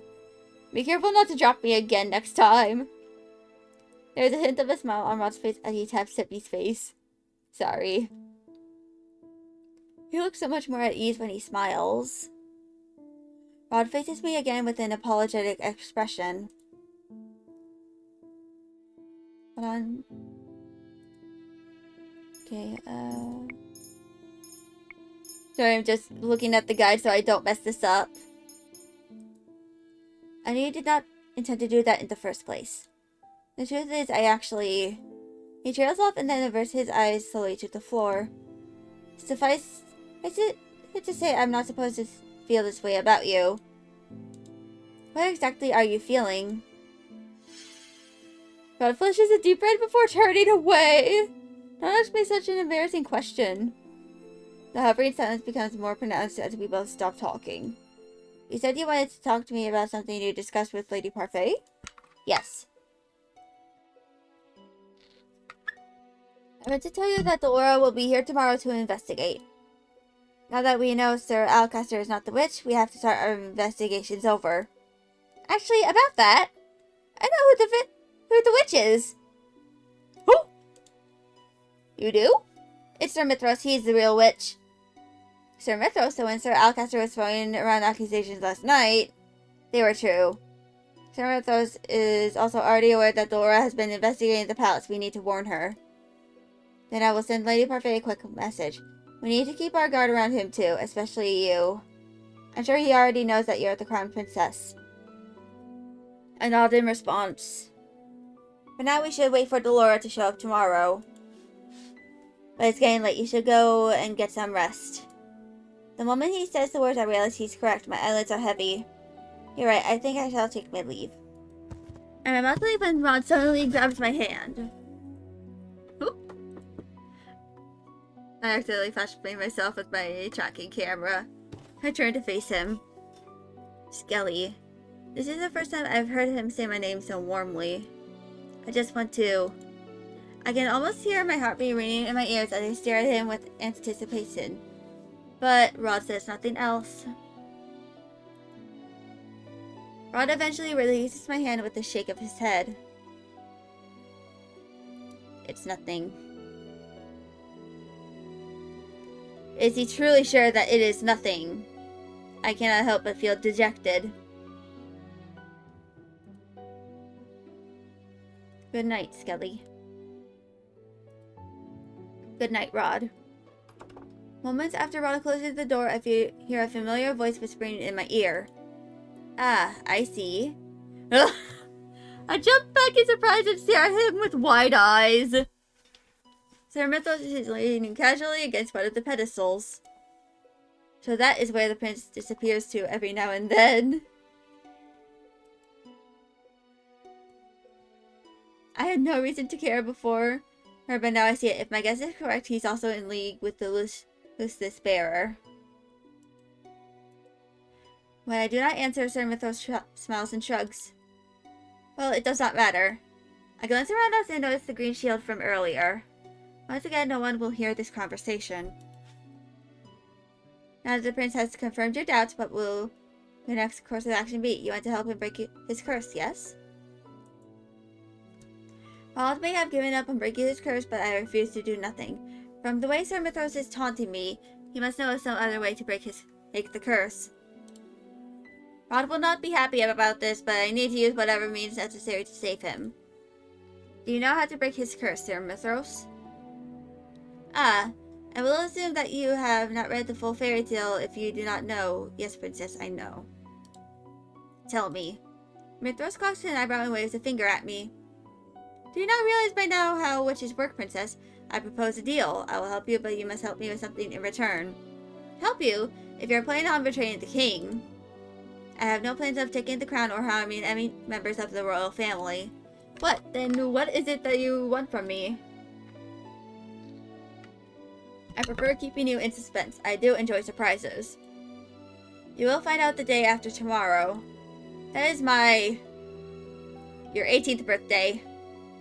I look at him perplexed. Why does it have to be on my birthday? Don't worry, your highness, but a request from you will also make for a pleasant gift. What do you say? I bite my lower lip as I consider. I am worried about Sir Mithras' request, but I no longer have time. Viorca's marriage is tomorrow, and Sir Mithras has the upper hand. I understand. Good. Now remember, dear Skelly, witches are bound to their oaths. In order for the prince to regain his voice in life, something must be taken by force, just like in the fairy tale. What does he mean by that? Tell me what I must do. Oh, did I forget to mention this, but... It's not you who must act, but the prince. What? If Rod could help himself, he already would have done so. Please touch me, princess. You will have my aid, and I will make sure the prince's curse is broken. So we're nearing the end of the route. So I only have one decision left to make.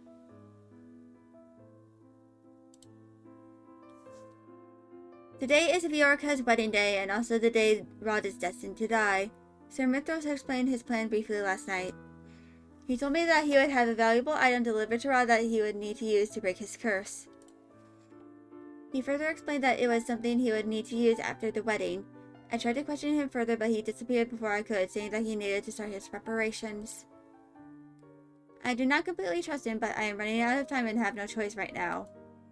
Royal family has left the palace to attend Viorka's wedding. It is unusual for the king to attend another noble's wedding, but Viorka is an exception given that she is one of Rod's and Emmeline's best friends.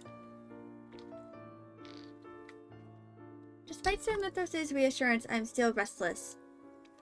Sir Mithras told me that everything would be alright, that Rod would not instantly die the moment Viorka got married. But why must his involvement be reserved for a time after the wedding? Why does he not act now? Someone looks like they're in a bad mood. It's Delora! Delora suddenly stands before me, smirking. Her appearance shocks me so badly I nearly dropped the dishes in my hands. What impeccable timing! We've heard from the prince about Mithras. No wonder I was iffy about the man. I should have realized he was the witch. Do you know him? Yes, I do. Delora walks closer and places both of her hands on my shoulders. Listen to me, princess. I am warning you. Stay away from Mithras. Do you understand? That man is a sly devil. He cannot be trusted. I had a feeling about that. I take a deep breath to still my rapidly beating heart. I hope I will not regret asking for his help. Princess, you need to promise me that you will stay away from Mithras. Yes, of course. Good. For the time being, I will resume my investigation. If I'm lucky, I'll find out what Mithras hopes to accomplish. Actually, he is not in the palace right now. He went with the royal family to attend a wedding. A wedding, huh? How unusual. I can only assume he must be there at the wedding to help Rod. Well then, better make use of his absence while I can. I'll see you later, princess.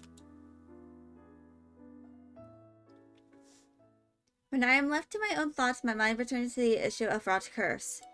Sir Mithras mentioned a similarity with a fairy tale, which means I may have a chance of finding out more. I decided to go to the library when I have the time to pick up the book. I am now on my way back to my quarters with the book in hand when I see Rod walking toward me from the other side. His eyes are fixed on the floor, so he does not notice me as I approach. Rod? He's still alive. Does that mean Sir Mithras has succeeded? Oh, it's just you. Rod's voice still comes from Sebi. The realization instills a deep fear inside of me. He is still cursed. How much time does he have left? Much to my surprise, Rod actually smiles at me. The smile is forced, however, and does not reach his eyes. He looks so crestfallen. I quickly put my hand over my mouth after I asked the question. I just saw the person he loves getting married today. I already know how he feels. I apologize. I should have not asked that. Rod looks at me surprised. Then, to my shock, he starts chuckling. Why are you laughing? You look like a criminal caught in the act of a crime. I apologize for trying to be sensitive, Your Highness. Without realizing it, I smile back at him. It looks like Rod has finally learned to converse with me normally. I hope that this will not be the last time I see him smile like this. I'm tired. I'll now retire for the night. Rod looks at me again and smiles. Good night. Without waiting for my answer, Rod begins to walk away. I glance down at the book in my hands and slowly open it up to the last page of the Little Mermaid fairy tale. I start reading from the section where the mermaid sisters explain how to get her fins back. Take this knife. Before the sun rises, you must plunge it into the heart of the prince, and you will be a mermaid once again. Whew! The book falls from my hands and collapses on the floor. I stare at it, dumbfounded. Wait, this means Rod needs to kill Viorica? Then the item that Sir Mithros mentioned earlier, could it be the knife? I need to find him. I turn and start running in the direction of Rod's room in hopes that I will still be able to catch Sir Mithros there. When I come to the end of the hallway, however, it is not Mithros who stands by Rod's door. Emmelange? Emmelange is slowly walking in the direction of the throne room. Her movement seems oddly mechanical. I rush towards her. Princess Emmelange, where are you going? Must go to Rod. Why is she going to the throne room? Rod is back in his room. My eyes catch on something shining in Emmelange's hand. It's a knife! My heart nearly stops when I see that it is a knife. Emmelange, what are you? If he kills his beloved with this blade, his curse will break and he won't die. It's as if she is in a trance. Is this Sir Mithros' doing? Is she under one of his spells? Emmelange, snap out of it. Emmelange starts walking again, ignoring me. When I try to approach her again, thinking to steal away the knife, a shadow suddenly comes to stand between us. Varg looms in front of me, smirking. Where did you come from? Let me through, Varg. No can do, princess. Don't you want to save the prince? I look at Emmelange, who has not even turned to glance at us. I glare at Varg, who is still standing in my way, grinning. Step aside, Varg. Ah, feisty. You are a far more interesting princess than your stepsister. I try to sidestep, but Varg follows my motions. I try again and again, but he just forced my progress. He holds his hands up in the air, eyebrows raised. Tell me, what would you do if I did let you go? Would you stop him from killing the girl? Rod would never kill her. He would never do something to harm the person he loves. He refused to do it, and he has no reason to do it now. Varg is silent for a few moments as he considers. Interesting. He steps aside and bows. Go ahead, then. You are letting me go? I would like to see this play end as it may, without any strings attached.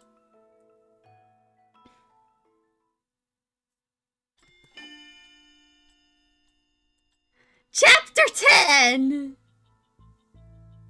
I stop in my tracks when I see Sir Mithros standing just in front of the main door to the throne room. He looks at me expectantly as I approach. Sir Mithros. Good evening, Your Highness. Such a lovely night tonight, isn't it? Only half an hour left before you will turn 18. Who? Do not forget our deal, Princess. Come midnight, I'll be requesting your age in exchange for helping the prince break his curse. I clench my hands into tight fists. Helping the prince break his curse? Rod killing someone is not what I wanted. Sir Mithros puts a finger to his lips.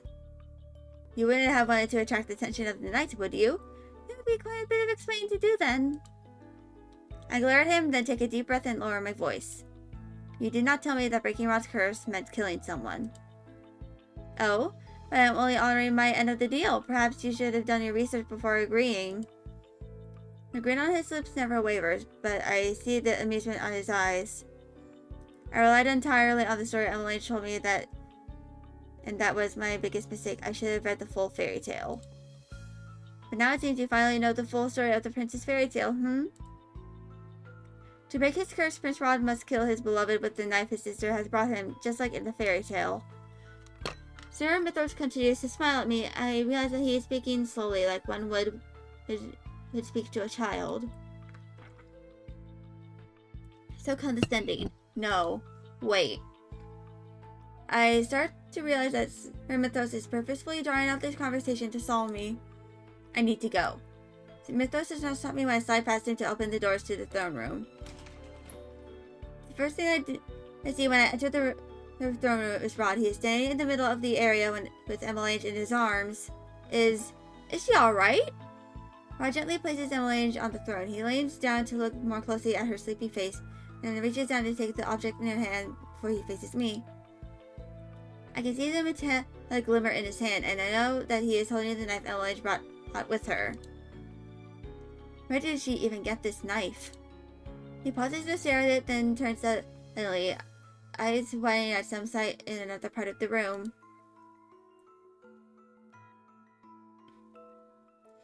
I follow his gaze to the corner of the room, where Viorica floats in midair. Her eyes are closed and her hands clasped, as if she is just sleeping. Viorica, but how? Such a pleasant surprise, isn't it?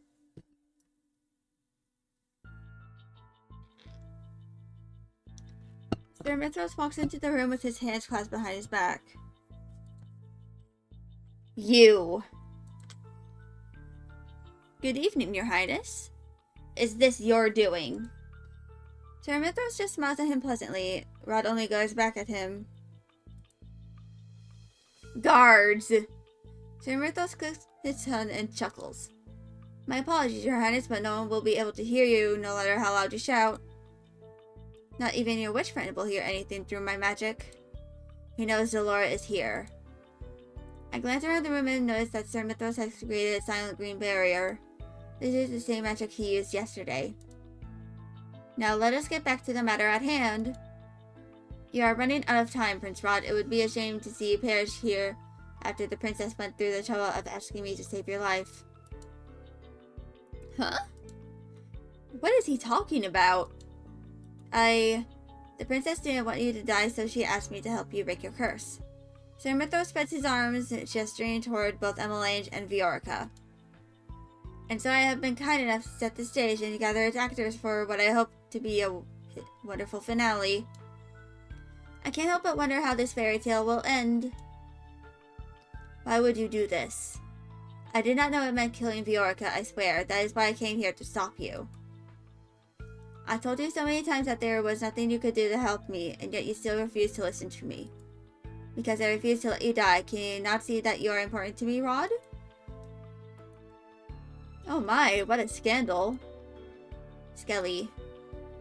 I turned to Sir Mithras and stared daggers at him. I asked you to help, Rod. Why did you have to involve Emmelange in this? It was a necessary requirement that the princess be the one to give him the knife, Your Highness. It was, after all, the mermaid's sister that brought her the knife to kill her beloved. So that's how she knew about all of this. She came here crying and begging me to break my curse because she didn't want me to die. I almost wanted to do it. But I could never kill someone. That is why I will always refuse to break my curse, even if I really want to live. Perhaps I miscalculated. How well this can be remedied. Sir Mithras waves his hand, his fingers begin to blow subtly with magic. What are you? Ugh! Rod! A faint green glow surrounds Rod as he doubles over. What are you doing to him? What I should have done to begin with. The witch who cursed him said that he must do this of his own accord, but seeing as he refuses, I am going to have to bend the rules slightly. Rod stands abruptly and begins walking toward Viorica. The knife in his hand glistens beneath the patches of scattered moonlight in the room. Princess, he is going to kill Viorica. Stop this, Sir Mithras. Where's Delora when we need her? I run towards Rod and wrap my arms around his waist in an attempt to stop him, but whether through magic or his own strength he continues onward, I end up being dragged behind him. Rod, snap out of it. Rod, I must kill her. His gaze is so glassy and his words so mechanical that he sounds nothing like himself. No. Mithras, stop this. I am ending our deal. My apologies, Your Highness, but not even I can dispel my magic once it has been casted. It will only fade of its own volition once what needs to be done has transpired. That, or perhaps in the most unlikely circumstances, the prince will simply shake the spell himself. Though Mithras' words are apologetic, his expression is anything but. In fact, he looks amused by it all. Not so fast. Whoop! A crimson ball of light rushes towards Mithras. He waves his hands through the air and is barely able to conjure a shield to protect himself from Delora's magic. Delora! It wasn't exactly easy to find you all, especially with this silencing spell. Such a nuisance. That is not important. Help me stop Rod. Frost slowly appears beneath Rod's feet. It spreads up his legs, freezing him in place. I sigh with relief as I collapse onto the floor. My arms are sore with the effort of trying to hold Rod back. Mithras clicks his tongue as faces Delora. I don't believe you were invited to this play, traitor. Light gathers around Mithras' hands. Moments later, he releases the energy toward her. Delora, in turn, conjures a barrier, successfully protecting herself from Mithras' magic. I always did fancy myself a party crasher.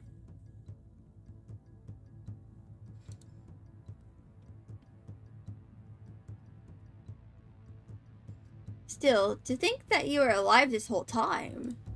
Myth. Myth? His real name, he is one of the Tenenbaum Bearer's servants. Oh! This person was my mother's servant? I had a feeling that he was BBEGs. Now this just confirms it even more. Allow me to correct you. I am her only faithful servant. I am nothing like that ungrateful bastard who betrayed her to the fairies. Who is he talking about? Well, whatever it is you're planning, forget about it. There's no way we're letting you get away with it. Oh? Well, do try your best. But first, a reminder. I am the superior witch here. Energy crackles in the air as sparks begin to form around his hand. This spell is taking longer than his other spells. I notice Delora's worry in moments before she's able to cast a shield on herself. This is not good. Mithras releases the bolts of lightning in Delora's direction. The impact causes both the shield and the ground to shudder. Delora! The smoke clears and miraculously, Delora stands unharmed. No sooner has a sigh escaped my lips than another frightening sound echoes across the room. There is a loud crack and I realize that it is coming from Delora's shield. Everything after that happens in a blur. Delora is still trying to hold the shield up when Mithras casts another spell at it. It shatters and the magic seeps through and hits her directly. Delora! Really now? Have you forgotten the most important lesson in the defense magic? Always conjure another shield after being hit by a powerful spell. Or, oh, I apologize. Perhaps I did not give you enough time to cast another shield. How thoughtless of me. Delora lays on the floor unmoving. Delora! I am about to rush to her side when Mithras moves to stand in front of me with a malicious grin on his face. It will do you no good to be in denial, princess. How could you? How could you hurt another witch? It is not a crime to destroy a traitor. He looks back at Delora with clear disdain. Then he sets his eyes back on me and raises his eyebrows. It is foolish of you to try and stop this. You wanted this, and I will not allow you to renege on our deal. The prince will break his curse and he will help you. Yes, I went to great pains to make sure Alcaster kept you safe just so you could repay me. You said that you made a deal with Alcaster to borrow the knight's assistance. And what would I need knight's assistance for, dear princess? I never needed the knight. I just needed Alcaster to keep you safe. I would have gotten rid of him myself if I wasn't sure the king would eventually find me. So this whole time you were only trying to keep me safe. To use me. Use is such a simple, ugly word. Remember, I just want you to help me. Princess. I turn around and realize that Delora's bell and Rod has faded and that he is now only a few feet away from Viorica. Rod! I force myself to run toward him as fast as I can manage. I will not let you kill anyone. I do not know what I must do to stop him, so I do the first thing that comes to mind. I put myself between Rod and Viorica just as he is about to plunge the knife into her. Princess! Oop! That's blood! My body is racked with pain the moment the blade sinks into my shoulder. Ugh. I collapse to the floor and hold onto my injured shoulder. I can feel my blood seeping through my fingers. You fool, you could have easily been killed. I do not care. I love Rod and I would never let him do something he would regret for the rest of his life. I cringe. Tears cloud my vision as the pain worsens. Skelly. I feel Rod's arms around me as he cradles me to his chest. I look to see that his eyes are fixed on my bleeding shoulder. Rod looks at me with anguish. He grabs a handkerchief from his pocket and presses it to my shoulder. I can't believe I did this. I stare in shock as his lips move. It's not Sebby speaking, but him. Your voice. You broke your curse. Huh? But how? A bright light envelops us, and for a few moments I have to close my eyes against the brightness. I reach out to grab at my necklace, but it's gone. I open my eyes in panic, but the necklace is definitely not there. The glass slippers. I glance down to see a pair of smooth glass slippers on my feet.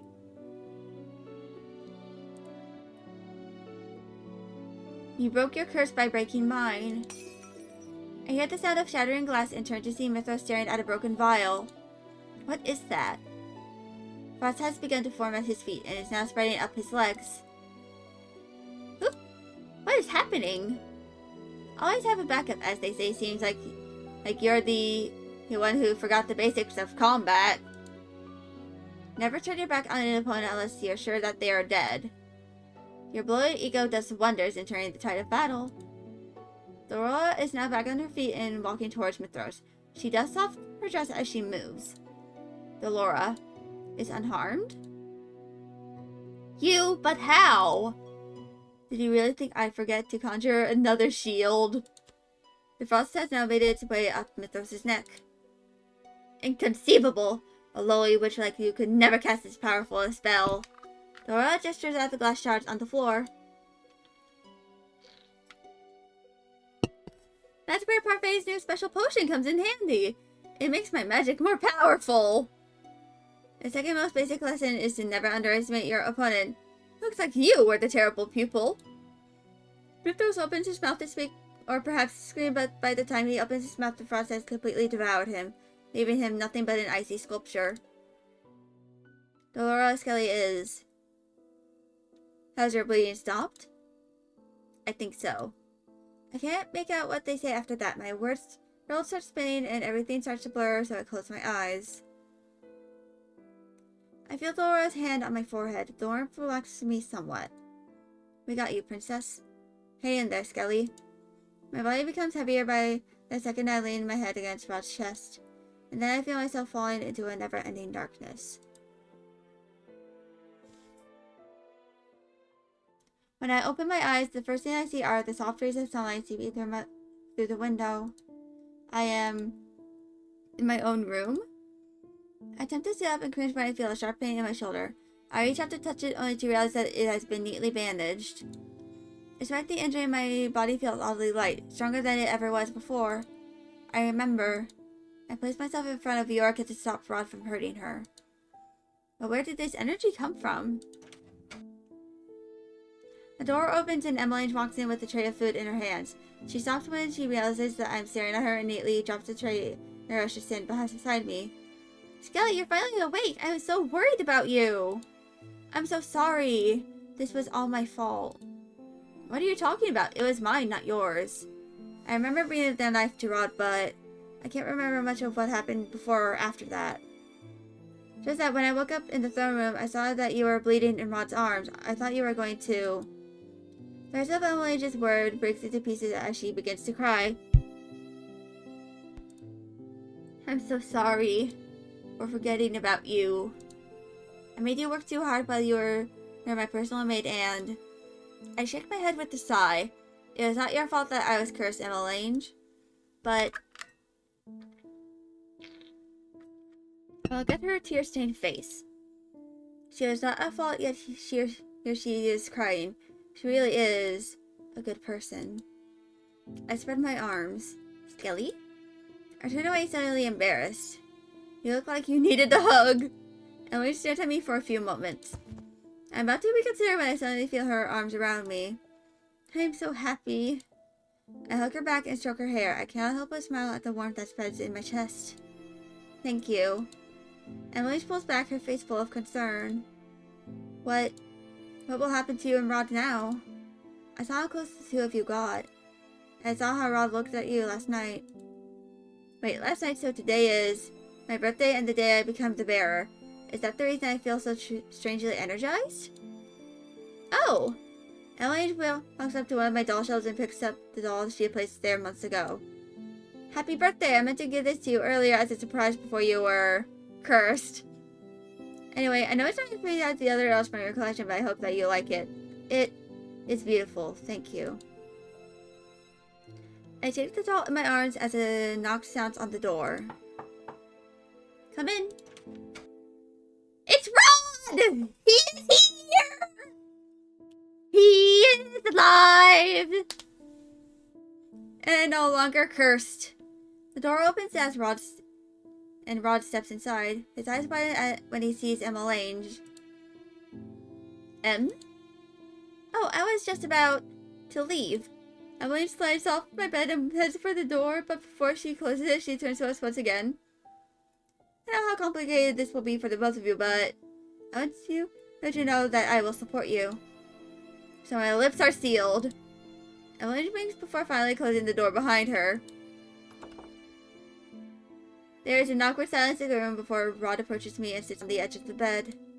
How are you feeling? It still hurts, but I will be fine. What's wrong? I'm just not used to hearing your voice from your own lips. Oh, I see that you still have Sebby with you. I've grown too fond of him to completely set him aside. He's helped me through a lot. Bummer I can't read his thoughts anymore! There was never any need for you to do that in the first place. Is that so? Rod shakes his head and sighs silently. So what happened last night? How is it that you were able to break your curse? You did not kill Viorica. In the original fairy tale, the little Mary could retain her humanity only if the prince loved her back. Though it never happens in the fairy tale, it is still an element of her curse. But still, because the prince never fell in love with her, the only way for the mermaid to live was to kill him. I fell in love with you unknowingly. When you told me that you loved me as well last night, that broke my curse. I feel my cheeks turn warm. Rod coughs, his own cheeks flushed. So there you have it. The Little Mermaid never had a fairy tale ending, but I did. I never had to kill Viorica. But because my curse started with Viorica, I assumed it had to end with her too. It turns out that the person I loved just needed to love me back. I was mistaken. It never needed to be Viorica. I see. We stare at each other for a few moments, and awkward silence returning. I change the subject as quickly as I can. What became of Sir Mithros? Dora brought him back to Lady Parfait. She is the one who will properly punish him. And what of Viorica? Dora returned her to her home yesterday. She does not remember anything that happened. Everything is back to how it was then? You are back to being my stepbrother? I cannot help but feel crestfallen at the truth. Blood binds, but so does sibling bonds. But I can never have what either of us want. I don't want to forget these feelings I have for you, Skelly. If I had never made that deal with the witch, then we might have actually been able to be together. But had you not been cursed, our paths would have never crossed. I reach for Rod's hand. He laces his fingers through mine with a small smile. I love you, Rod. I love you too. But Rod leans forward and kisses my cheek. I know. 1 month later! Ever since I broke my curse and became the new Tenenbaum bearer, I've been training under Parfait and Dolores so that I can learn to control my newfound powers. I never wanted this responsibility, but it is all a burden I was born into. It is necessary that I help maintain the balance between light and dark that has been missing for so long. Now that I am the new Tenenbaum bearer, Parfait wants the two of us to work together in maintaining that peace. Her outfit changed! I do not wish to cause any pain or suffering to the people, especially to the people whom I cherish. Sometimes I still wonder what Sir Mithros wanted me to do for him, but that is not important anymore. I still have much to learn, but right now, as the new bearer, my priority is to get rid of the fairy tale curse once and for all. For the time being, everyone at the margin waits patiently for the day I will learn to lift their curses. Since everything transpired, my relationship with Ophelia and Emmeline has improved. Emmeline is fond of calling me the best sister, even though I am the only one she has. My relationship with the king, however, has yet to be mended. I'm doing my best to open up to him and to give him a chance, but the efforts are slow going. But they are going. I do not ask why he acted the way he did in the past. But I know that in order to move forward, I must let go of the past. It's finally time. I have been waiting for this all day. I head back into my room to change my dress into something less conspicuous. Afterwards, I head out into town and into the forest for my designated meeting. It is a relief that the king allows me to leave the palace on my own. I would not have been able to come here with guards. I guess me being the Tenenbaum bearer puts him at ease. If the title reassures him and allows me to come here on my own to meet Rod, then I am not complaining. Rod still uses the secret passage he has always used to sneak out of the palace. Emily knows about our secret meetings and helps cover for our disappearances if necessary. It makes me happy that Emily approves of our relationship, that we do not have to keep it secret from absolutely everyone. At first, Rod and I both attempted to keep our distance without making it seem too obvious to everyone around us. Though Ophelia seems to suspect something is going on between the two of us, she has not asked questions. Emily was not happy with our decisions. She said she felt terrible that we would be forced to let go of something so precious on account of our titles. She was right. More than that, it was difficult for the two of us to deny our feelings for each other. In the end, we came up with a solution, even if it is temporary. We decided to secretly meet up in the forest every once in a while so that we could be together without any pretenses. Even for just a little while. When I catch sight of Rod, I run toward him and throw my arms around his neck. I feel Rod snuggle his face into the crook of my neck. May I have this dance? I take Rod's hand and begin dancing to a silent song. The first time I danced with him, it was to prove a point. It was when neither of us even liked each other. I remember this as I stare at him. What, is there something on my face? I remember how much you hated me back then, and now here we are. Fate truly loves to toy with us. I smile at Rod. Just for a little longer. I want to be by his side. I do not know how long we can keep this up, but every day I wish for the same thing. I wish that I can live my life openly loving Rod. I wonder, would that dream ever be possible?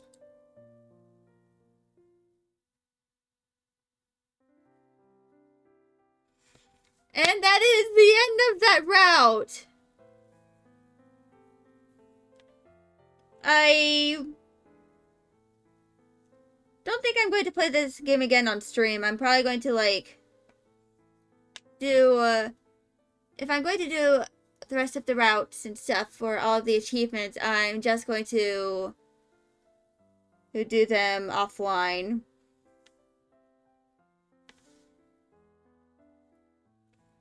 And besides, as I, finish one route, that's usually like my requirements for Ultimate Fridays. I usually only complete like one route, like at least one ending. Or if depending on the length of it, I get two sometimes. And because of this, I actually might do a poll. Or like a wheel to figure out what game I'm going to do next. For Ultimate Fridays. I'm probably going to take a break. Next week from it. But other than that, I will continue to do this.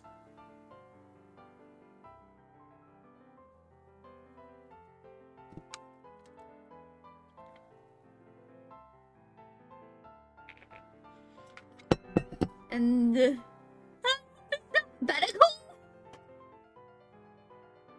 That is funny.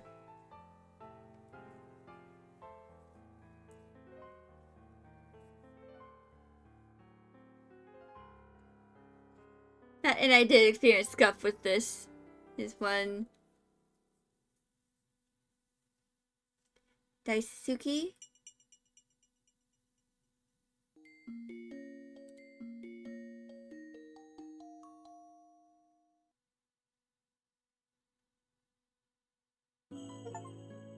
And achievement!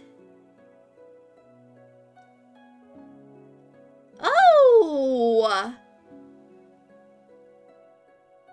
I see. So apparently, like, once you reach, I think, a good ending, the little prism here changes to the characters.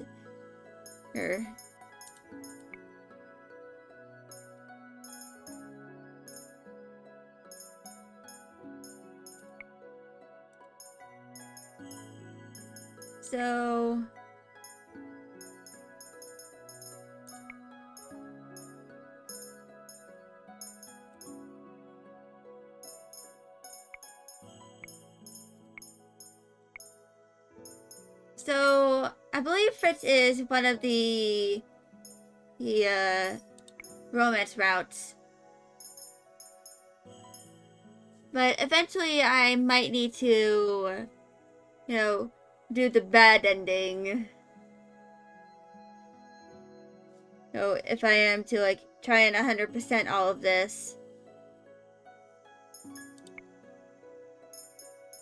But yeah, that is Cinderella Phenomenon. If I am to do this again, I'm probably going to, like, make it a community night where, like, people can, like, voice all the other some of the other characters, so I'm not just doing all of the narrating by myself. Because I honestly, don't really, feel like, you know, doing that again for this game. So, that is going to be it for this week. So, I'm going to figure out my schedule for next week. Which is probably going to be, like, I don't know if I'll be completing Cuisinier next week.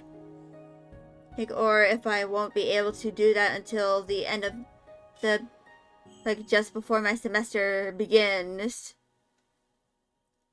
But hopefully I, at the very least, do make progress.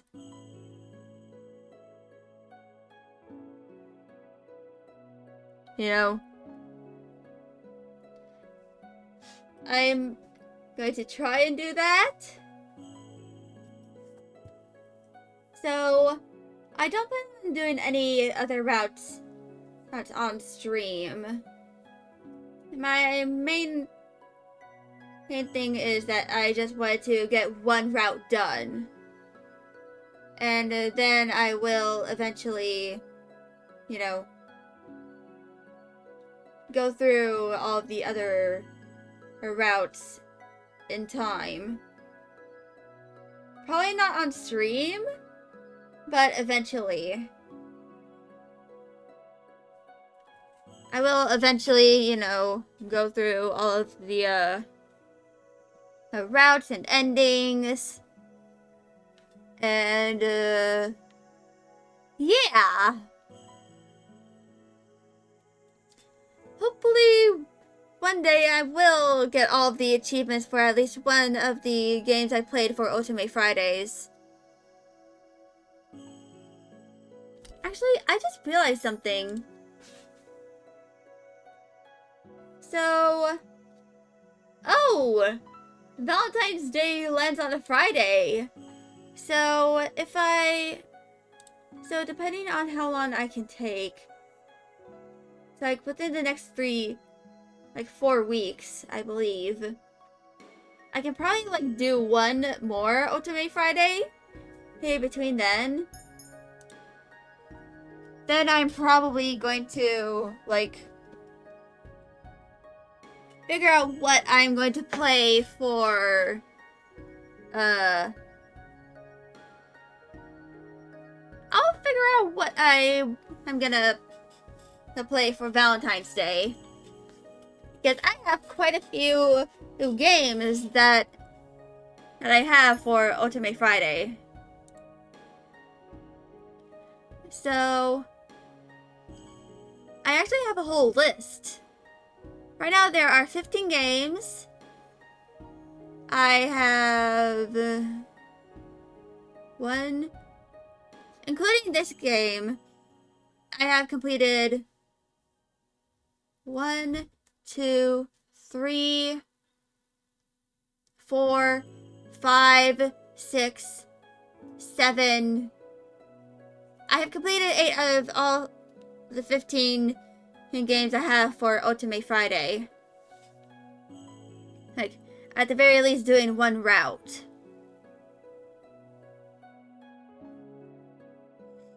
I might actually do a poll in the Discord. Or so. That is the Discord for anyone who wants to join in. I, of course, am going to, eventually figure out what I'm going to do for Valentine's Day, since my classes don't start until late February. Like the 24th of February is when my classes start. I have to pay my tuition first. But then I will, make sure I do everything. But yeah, I'm not going to keep myself yapping for any longer because I need to rest my throat. Hopefully I do not lose my voice at all over the weekend, because that would be bad. I don't want to force myself to be nonverbal during an entire stream, and when I don't need to be nonverbal. But yeah, I'm going to do that. And I'll be seeing y'all on Monday. Bye, y'all!